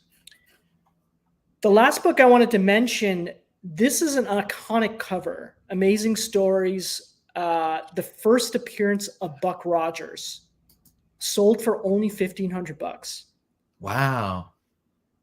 Okay. Sure, it was a lower grade, but it was, again, these were only one in the entire show. Like this Amazing Stories, I didn't see it in any booth. I didn't see it in anywhere except the auction. Mm-hmm. And one person put a silent bid of $1,500 and no one bid over him. It just ended. I was like, what? No one's bidding over $1,500? Yeah. Boom, it ended. Yeah. And so I was like, this is insane. I mean, I was not, first of all, if I knew this, I was like kind of shocked. I was shell shocked at the prices. Yeah. Next year, I think I'm going to go there with a little bit of a game plan. Mm-hmm. And I'm going to, try to buy up some of the books that I really want. Mm-hmm. I mean, yeah, in a way, these are like almost like, I always think of art, like museum art is like unattainable by like normal people, right? I mean, this is kind of in a way, like this is like first editions in some way that you can like obtain and like. So yeah. Very high level. Everybody knows, I mean, probably people in the chat know, but the first appearance of Tarzan is in a pulp. The first appearance of Zorro is in a pulp. Yeah. The first appearance of Doc Savage is in a pulp. Right. The first appearance of the Black Bat, who's a precursor of Batman, is in a pulp. Buck Rogers, of course, right? Yeah, so right. These are all characters that we love, and they've been around for generations. And why these books are not valued more is beyond me. But I think this is the time that I believe I'm going to get in. Like, I'm really going to get in. I did a lot of research. I was there. I just scoped out the entire convention, and I really understood what's going on. So at the end, I wanted to just leave you with which pulps really I felt sold, like which pulps are in demand. Now, pulps mostly were like very risque at their time, right?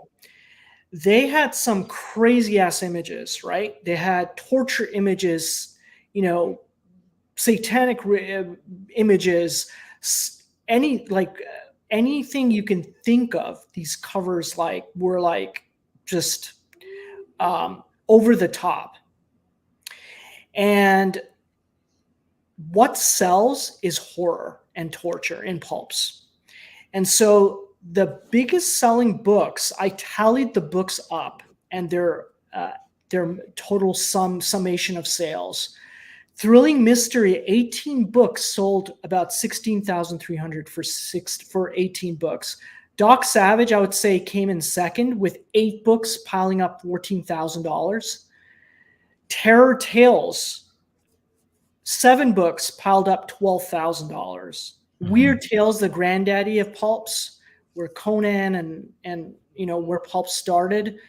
19 books summed up $10,000. I think Weird Tales were printed in the highest quantities out of all of these. And a lot of the horror books were destroyed during SOTY, right, with the comics. So you don't find many of these horror books, horror pulps left. They're very scarce. And that's why they command a lot of more money. Sure. And then Weird Tales came in fourth. About 19 books sold about over $10,000, about 11,000 actually. And Horror Stories sold about 5,300. So there's just little thumbnails of these covers, and they're just horrific covers. And if you saw the video on my Discord, I took videos of all of these books. So if you go on Discord, you'll see all my videos. But they're beautifully painted. They're gorgeous covers. Yeah, the subject material is pretty out there, but they're just amazing covers. And so, I believe that there's a lot of opportunity in this hobby, and it's in its initial or nascent stages. I mean, the only books there that I saw were CGC'd were the first Tarzan that was listed at $17,000. First Doc Savage, one of the guys bought it for $12,000, and the first Conan was also listed at $12,500 slabbed. So yeah, if you slab these books, their values are then exponential because there are very few of these books out there, not even in mid-grade.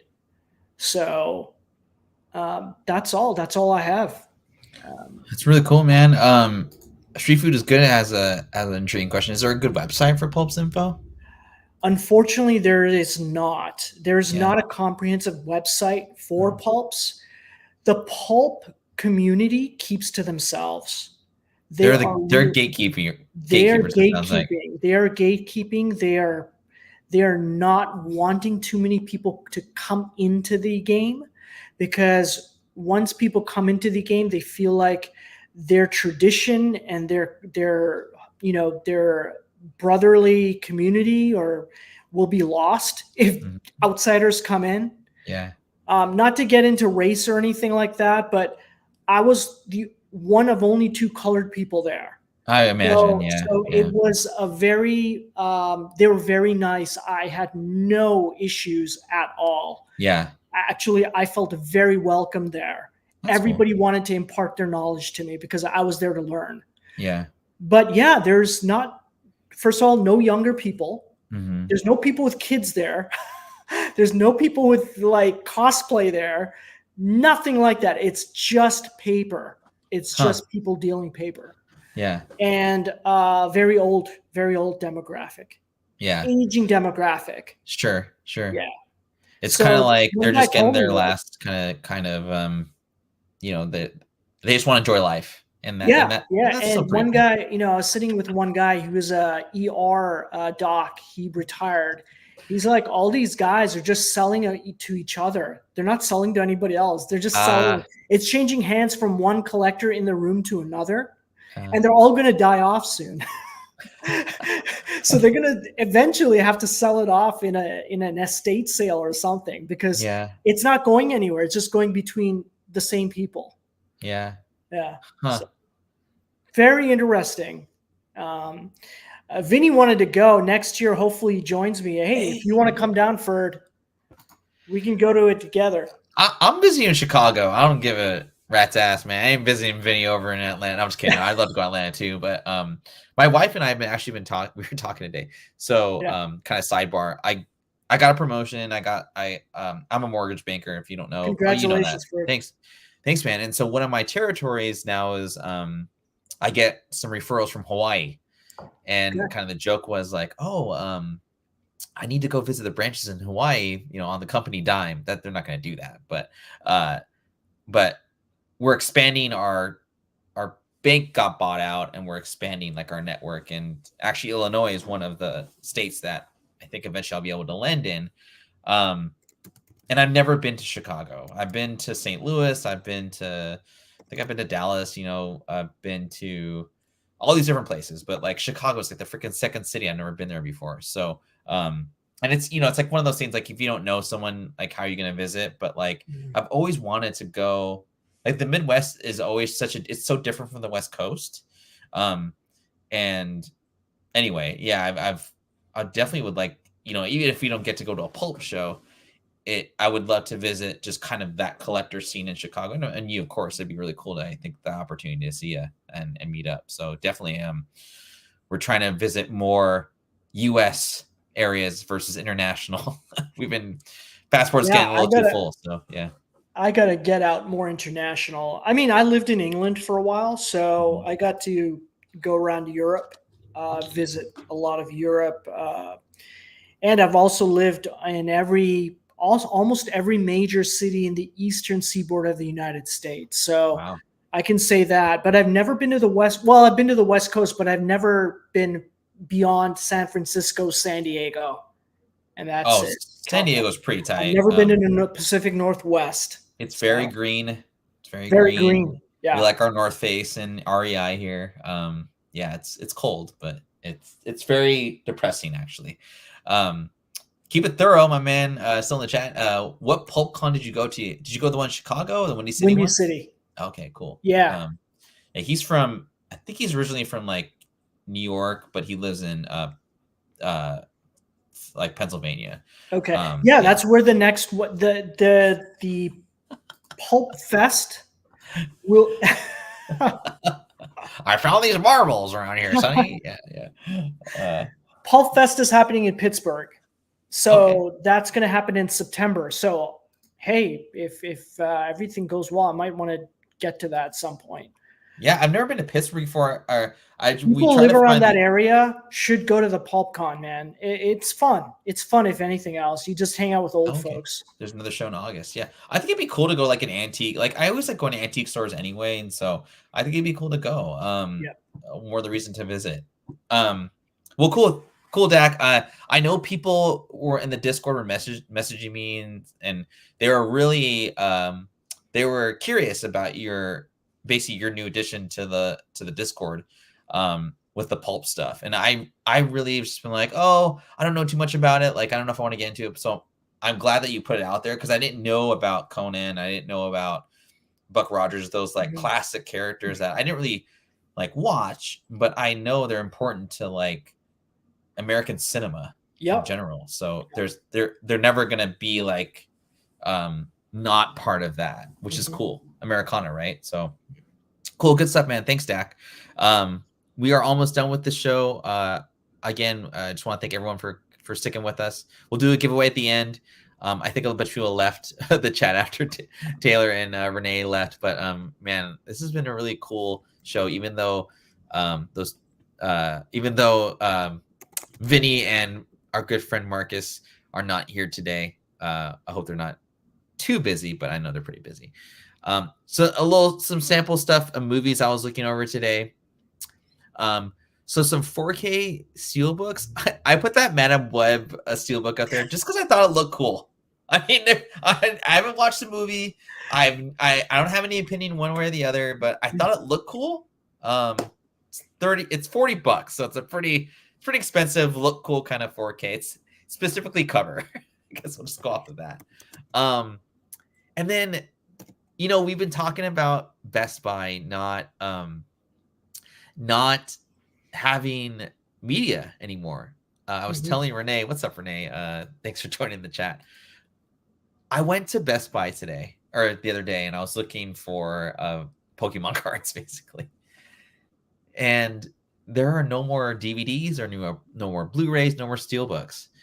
And I hope if you're looking for a Best Buy Steelbook Blu-ray that you got it, because they are gone.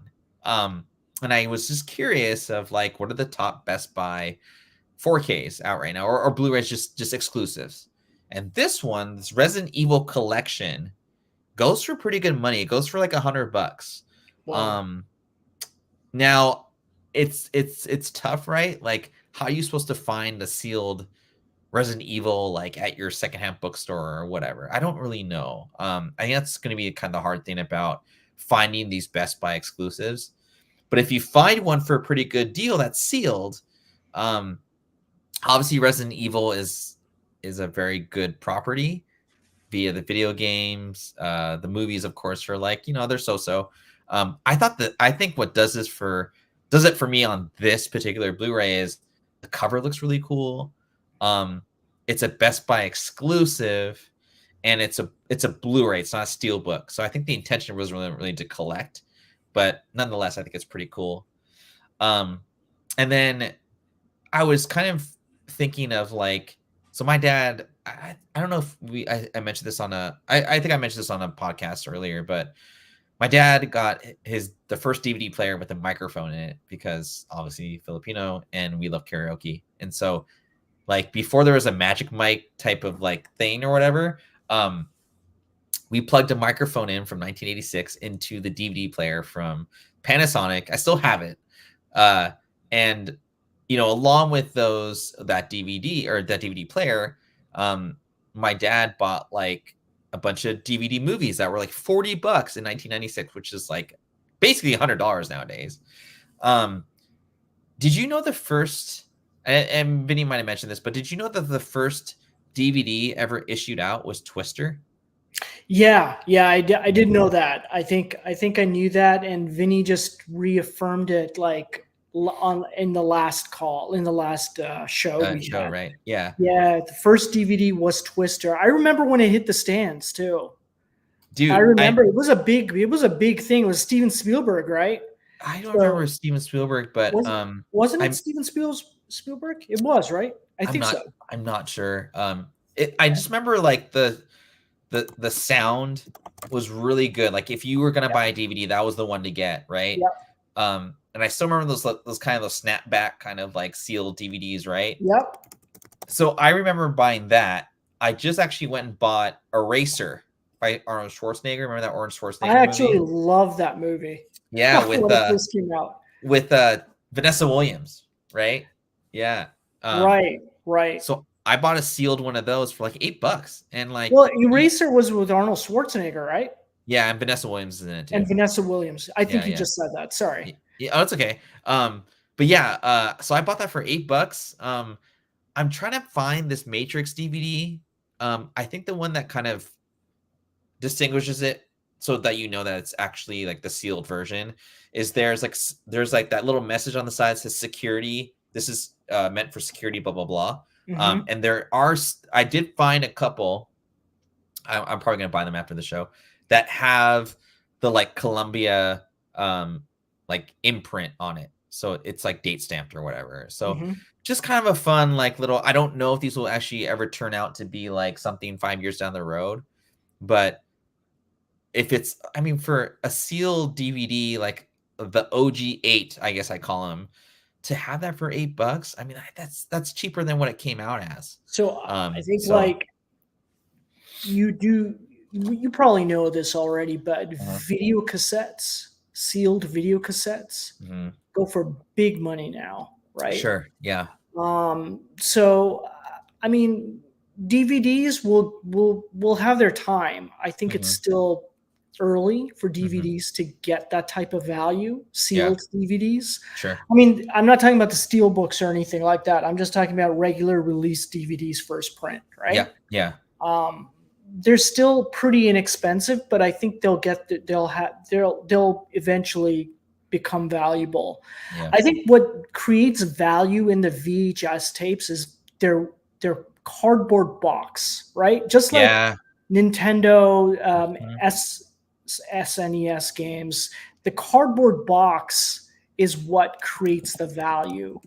And I think with DVDs, they got that clamshell case. I don't know. I'm just thinking the values, because it's so easy to damage a cardboard box. I think that's why they're more valuable. I'm not quite sure why that is, but that's probably the reason why, like, Nintendo games are so expensive, SNES games are so expensive.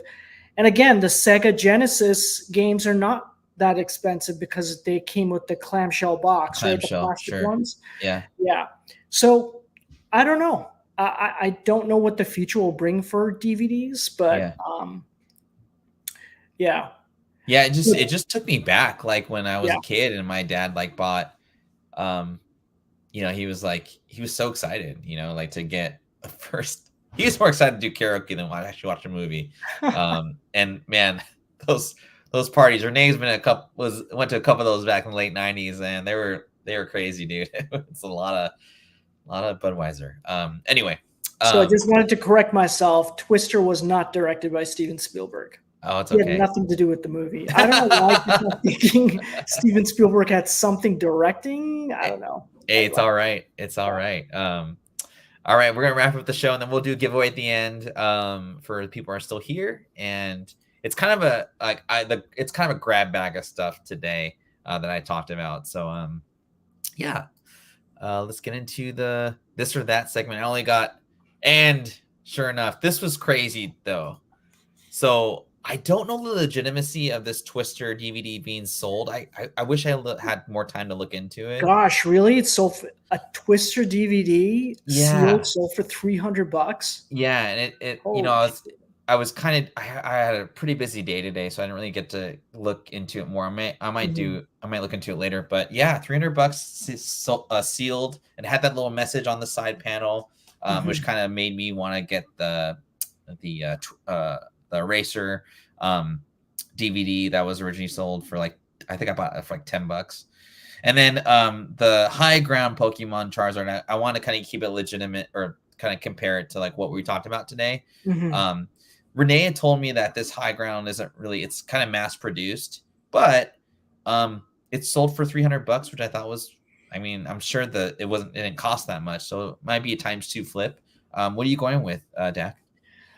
Man, after Taylor and Renee came in with the whole keyboard peripheral collectibles market, I know. Damn, I'm gonna go with the high ground Pokemon character keyboard, man. I'll do that. I'm going with that too because I feel like I get more value out of that for $300 versus that Twister. I felt that was a little sketch. Who knows though, right? I'm also thinking the future, right? Kids these days grow up with gaming, and think about 30 years from now, they're not gonna want Twister. Yeah. They're going to want the first keyboard, like the Pokemon keyboard, because they grew up with both. Yeah. So if I had $300 to invest in right now, I'd invest in the keyboard. Never mind. I misspoke. Those aren't mass produced. Those are limited drops. So even more so. Sweet. Yeah. So we are right. We're on the Pokemon train. Both right. Okay.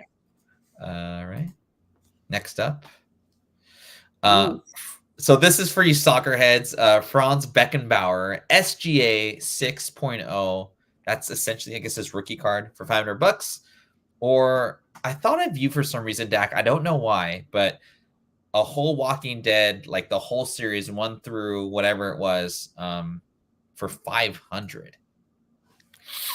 That includes number 1? That includes number 1.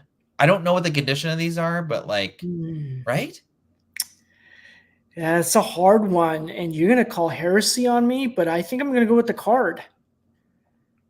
Yeah, I think I'm going to go with the card. The reason being, I'll give you my rationale. I don't see The Walking Dead going anywhere. I think the franchise is done. It's over with. No one's watching The Walking Dead. They have another show. No one talks about it. I don't see it ever being picked up, and what are they going to do with it? Are they going to make a new series? I think Kirkman's done with The Walking Dead too. I don't think he's going to make another series. No. He abruptly ended the series too, right? It was just a very weird way he ended it. I guess he was tired of writing it, but he just ended it 1 month. Do you remember that time? Do you remember what happened? I don't. I feel like it had something to do with like Rick, like not wanting to do the show anymore. Like, Yeah, I I'm mean, that talking show about the was. comic book as well. Oh, the Like, comic. Yeah. I he do just- remember the comic book being remember like just. how it ended? He just ended it like it just came out and it was ended. That's it. Yeah. It wasn't. There was no promotion to it. There's no hype around it. Nothing. He just ended it. It was very strange. I know that there's Street Food is good as saying there's like a multiverse right now. Like they basically did like the after show. And I've heard good stuff about it. However, I kind of agree with you too. And this is kind of where I'm with you on the card. Just the fact, like, so The Walking Dead, in my opinion, is a limited print run of those books because it's Image and Skybound, whatever. But and I know that Invincible is a really hot kind of commodity right now, but if you compare Invincible 1 through 100 to Walking Dead 1 through 100, there's more first appearances in Invincible that go for good money versus The Walking Dead. Yep. So it would just take a lot of time. You gotta like put it out there, maybe press. I press sometimes. So just for sheer like. And then Franz Beckenbauer, man. I mean, he's like one of the top 5 greatest football players of all time. So, and I thought that was a more unique piece. Yeah. So I'm going with the card. So, and The Walking Dead, people forget it was heavily printed, right? After it got hot, it was one of the most popular Image books. Yeah. So it was heavily printed. Unlike Invincible, it was never super hot. It was never a super hot book. It got hot, I think, the last 20 issues at the end of the run. Which makes sense. And then, so most of the books are very hard to find. So, I mean, I would even if I had a choice between buying the Walking Dead run and the Invincible run, there would be no like, it wouldn't be a hard decision to pick Invincible. Yeah, no, Invincible is like there's something about it, man. I love finding Invincible stuff all the time. So it's cool. It is fun. Little current 7 is shout out to kind of my boy Cody. There was a bunch of Caitlin Clark Bowman U autograph cards that were going for around this price. I just thought this kind of just defined kind of who she was as a player. And so like as a collector, I went with that one. With her hands kind of like, I'm the badass, That's shooter. Cool pick. I thought it was cool. It would be really cool if you got the Haley Van Lith and Caitlin Clark reverse shrug autographed. That would be awesome. Which is one of the greatest like memes of all time. And then, for all you Marvel nerd heads out there, Infinity Saga 4K sealed. I may have done this already on this show before, but I literally love that just as a collectible. And I love collecting movies. What are you going with, Dak? I'm going to go with Caitlin Clark. You're going with Caitlin Clark? Cool. I think she's a phenomenon. Yeah. I think she's brought more eyes to the game than any other female basketball player ever. Yeah. She holds the NCAA record for either the guys or girls in points. She beat Pistol Pete. Yep. Oh, yeah. She is a phenomenon, and I think she's going to take women's basketball to a new level when she goes wherever she goes. I think, did she sign with the WNBA or the three? I think she can play both, honestly. Do they alternate? The seasons alternate? I think so. Okay. From what I heard, she wants to grow WNBA. I mean, I know the money's just not there, and it's unfortunate. Just kind of a sidebar about the, women's college basketball. I think not only Caitlin Clark being who she was, but there was Angel Reese, who had a good kind of sophomore season to her championship season. Haley Van Lith, who I've been following since her freshman year, she's like a senior next year. Paige Beckers, who is not she's not in the league yet, or she hasn't graduated yet, but she will be. I think the one thing that's really helped women's basketball is the stars. And then also, there's not a dominant team. I know South Carolina is considered a dynasty now because they've won like 3 in 5 years. But I remember back in the day when we were younger, like, so Sue Bird's like, to me, she's the Michael Jordan of women's basketball, at least in that era. And here in Seattle, I mean, she won 4 championships. So like, she'll always she'll be the most winningest athlete in Seattle. But like, I remember there was like no parity. It was always UConn or Tennessee for like the longest time. I think that really hurt like viewership because it's like, I mean, who wants to like, I guess football is kind of different. We kind of like seeing dynasties, but like if they're like, it's annoying watching New England win 15 straight Super Bowls, you know? I don't know. Like, so I think that the parity in sports in general is good for the viewership because it just helps. But what like the perfect storm of Caitlin Clark being, you know, like, and yeah, it sucks she didn't win a championship, but that's not going to define her career. And Juju next year, man. Like, I mean, I didn't give a shit about the men's basketball tournament. I mean, like, I hate Zach Edey and UConn. I mean, they were just too good. But the women's basketball game, man, I was yelling at for both teams. Really, I wanted Caitlin Clark to win, but man, that South Carolina team was just like, they had one center, put in another one. That one gets foul trouble. We'll put in the other 3 that we had. Yeah, they're just dominant. They were bigger too, right? Bigger. They just hit the board. Like, they just overpowered Iowa, which is too bad. But yeah, I mean, I like your pick. I'm going with Infinity Saga just for me. But obviously there's no wrong answers in this. So and last but not least, I thought this would be kind of funny. Madden, SNES sealed Madden for 5K. I don't know if it's a special one in particular, but and then this went for 5,000. The Hulkamania workout set from the 80s. The Hulkamania workout set. I remember the commercials for these. Oh my god! I remember the Hulkamania workout set commercial on TV. And you know that's old because he looks young in that picture. Yeah. What you going with, man? I'm gonna go with the Madden. I'm going with Madden too. Yeah. I can't believe someone paid $5,000 for the Hulkamania workout set. By the way, did you ever catch any of WrestleMania? You know, I caught. I'm not, ever since they did like real names. I don't watch it because, like, I mean, that's the whole part of wrestling was cool, was like the names that they came up with. The Undertaker, like, I mean, The Rock. You know, his real name's Rocky. The Rock, it's kind of easy. Stone Cold Steve Austin. Like, I was a total Attitude Era like kid, right? But no, I heard about it. People still take aliases. Like, I know that Roman Reigns' real name is not Roman Reigns. He's got. Oh, okay. They take stage names as well. Okay. But there was a lot of cool sort of plots and subplots that made WrestleMania very enjoyable to watch this year. Yeah, so like the whole Cody Rhodes, like he did it. Like, I don't get that. Was he like just? So Cody Rhodes was with the WWE long ago, like 15 years ago. I think he joined 15 years ago.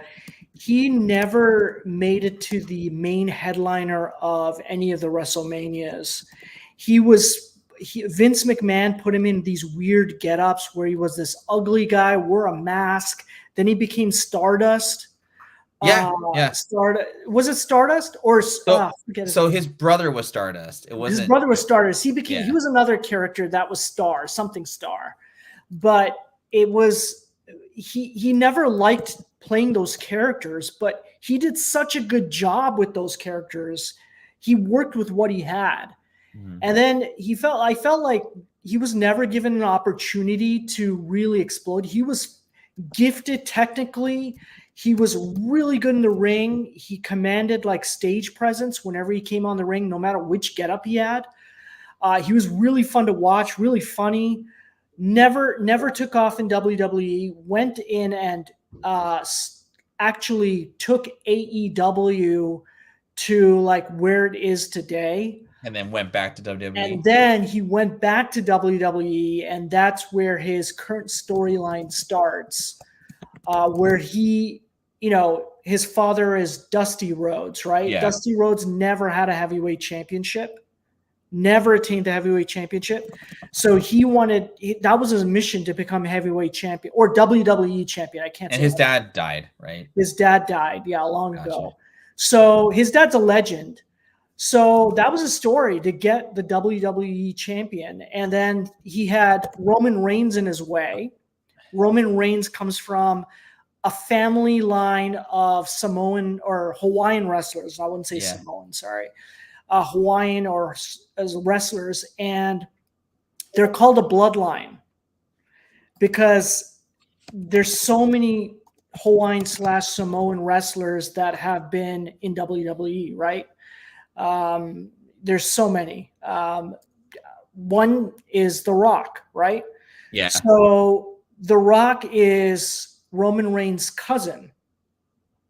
And so when Cody came back to the WWE and he was, battling his way to the championship, Roman Reigns was blocking his path or, had the championship. And so WrestleMania was originally going to be Cody Rhodes versus Roman Reigns. Then The Rock came in and decided that Rock would challenge Roman Reigns for WrestleMania. And Cody got ousted from the title match. And all the fans cried out saying, "Why are you doing this? This is horrible." And that's why The Rock called all the fans Cody crybabies, because they were all crying over Cody not, being in the title match. And so I'm just telling you the whole story. I don't know if anyone's listening or what, whatever. It doesn't matter. I mean, I think I get it now. You get it? So Yes. I mean, and it was kind of like what I got from the hashtags and stuff. So I was like, oh, he did it. Like, finally. Yeah. It's kind of so what I he got. finally So, beat, okay. he finally beat Roman Reigns after all that jazz. He finally got the WWE. He's finally champion. That's kind of what I got from him. But and that's the thing. You have to keep up with wrestling. Otherwise, you got to go back 15 years to explain how it got to this point. And I mean, Goldust was that guy was such a creepy. I liked his kind of persona, if you will. He was a creepy persona. Yeah. Yeah. And he was talented, man. As far as a wrestler is concerned, very technically gifted. My favorite wrestler of all time has to be the excellence of execution. Hitman. Oh, fellow Canadian, huh? Fellow Canadian, man. Dragon's Den says Hacksaw Jim Duggan.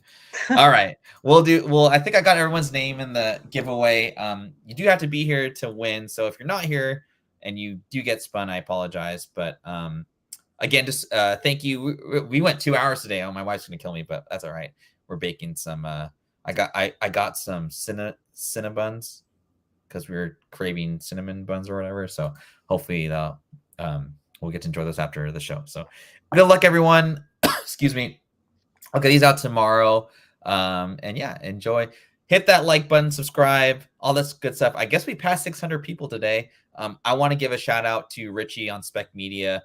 I was on his show yesterday, and I think that definitely helped out our subs. But yeah, we're trying to get I'm trying to get monetized just for the fun of it. But yeah, we'll see what happens the next couple months or whatever, I guess.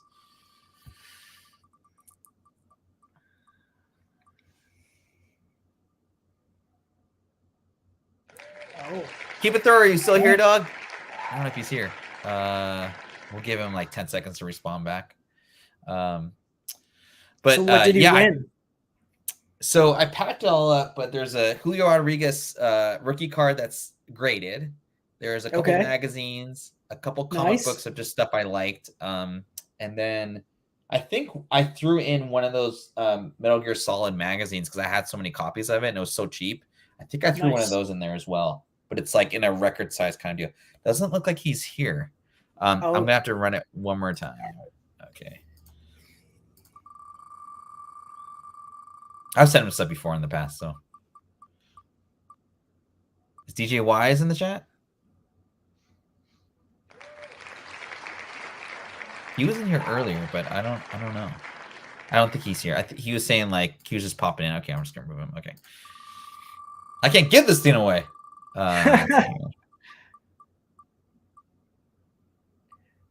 Tony, are you in the chat still? Tony was. Everyone's like, oh no, man, like I didn't do a very good job of telling people to stay in the chat or to the end of the show, but we'll see. All right, Tony, sorry, man.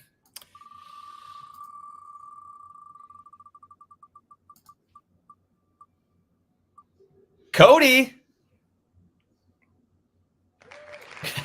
If we were gonna be like rigged. Cody, you won before? He's won before. Taylor, I'm gonna come visit you in Canada and I'll drop off something for you.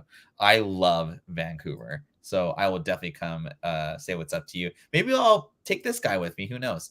But Cody, I think I got your info, so don't worry about hit me up. I should have him on my Rolodex of people that I like associate with and stuff. But congrats, Cody, and again, thanks everyone for your support. We are past 600. I want to thank Taylor. She's in the chat. If you guys just want to support Taylor, here is her link. Oops. Give her a follow at least if you guys can't watch her today. I'm watching her on my phone actually currently, and she actually has me on her stream. That's very funny. I'm looking at myself on the stream. But yeah, I just want to show some love for Taylor. I'll take a shot of vodka for my loss. All right. Cool. And Renee, man, thanks for coming out, dude. I'll see you later. I have some comic books to drop off for you anyway, so you can support me by heckling Bird. It's awesome. And Dak, man, the Pulp Master, man, that was good stuff. You know, I think I learned like a ton today. Just like there's so many different segments you can get into, and it's just fun to kind of go back to collecting. And I hope you guys enjoyed the show today. Join us in a couple weeks for our next Ronin 5 Nameless Crew again. And who knows, we might be doing some other shows related to like gaming and maybe like on a different night. And Tony, I gotta hit you up. We might be doing a magazine. Maybe we can throw some Pulp stuff in there if you have time. But yeah, thanks again, everyone. Have a great night. Happy Tuesday. We're almost there, guys. So just hang in there. Have a great night.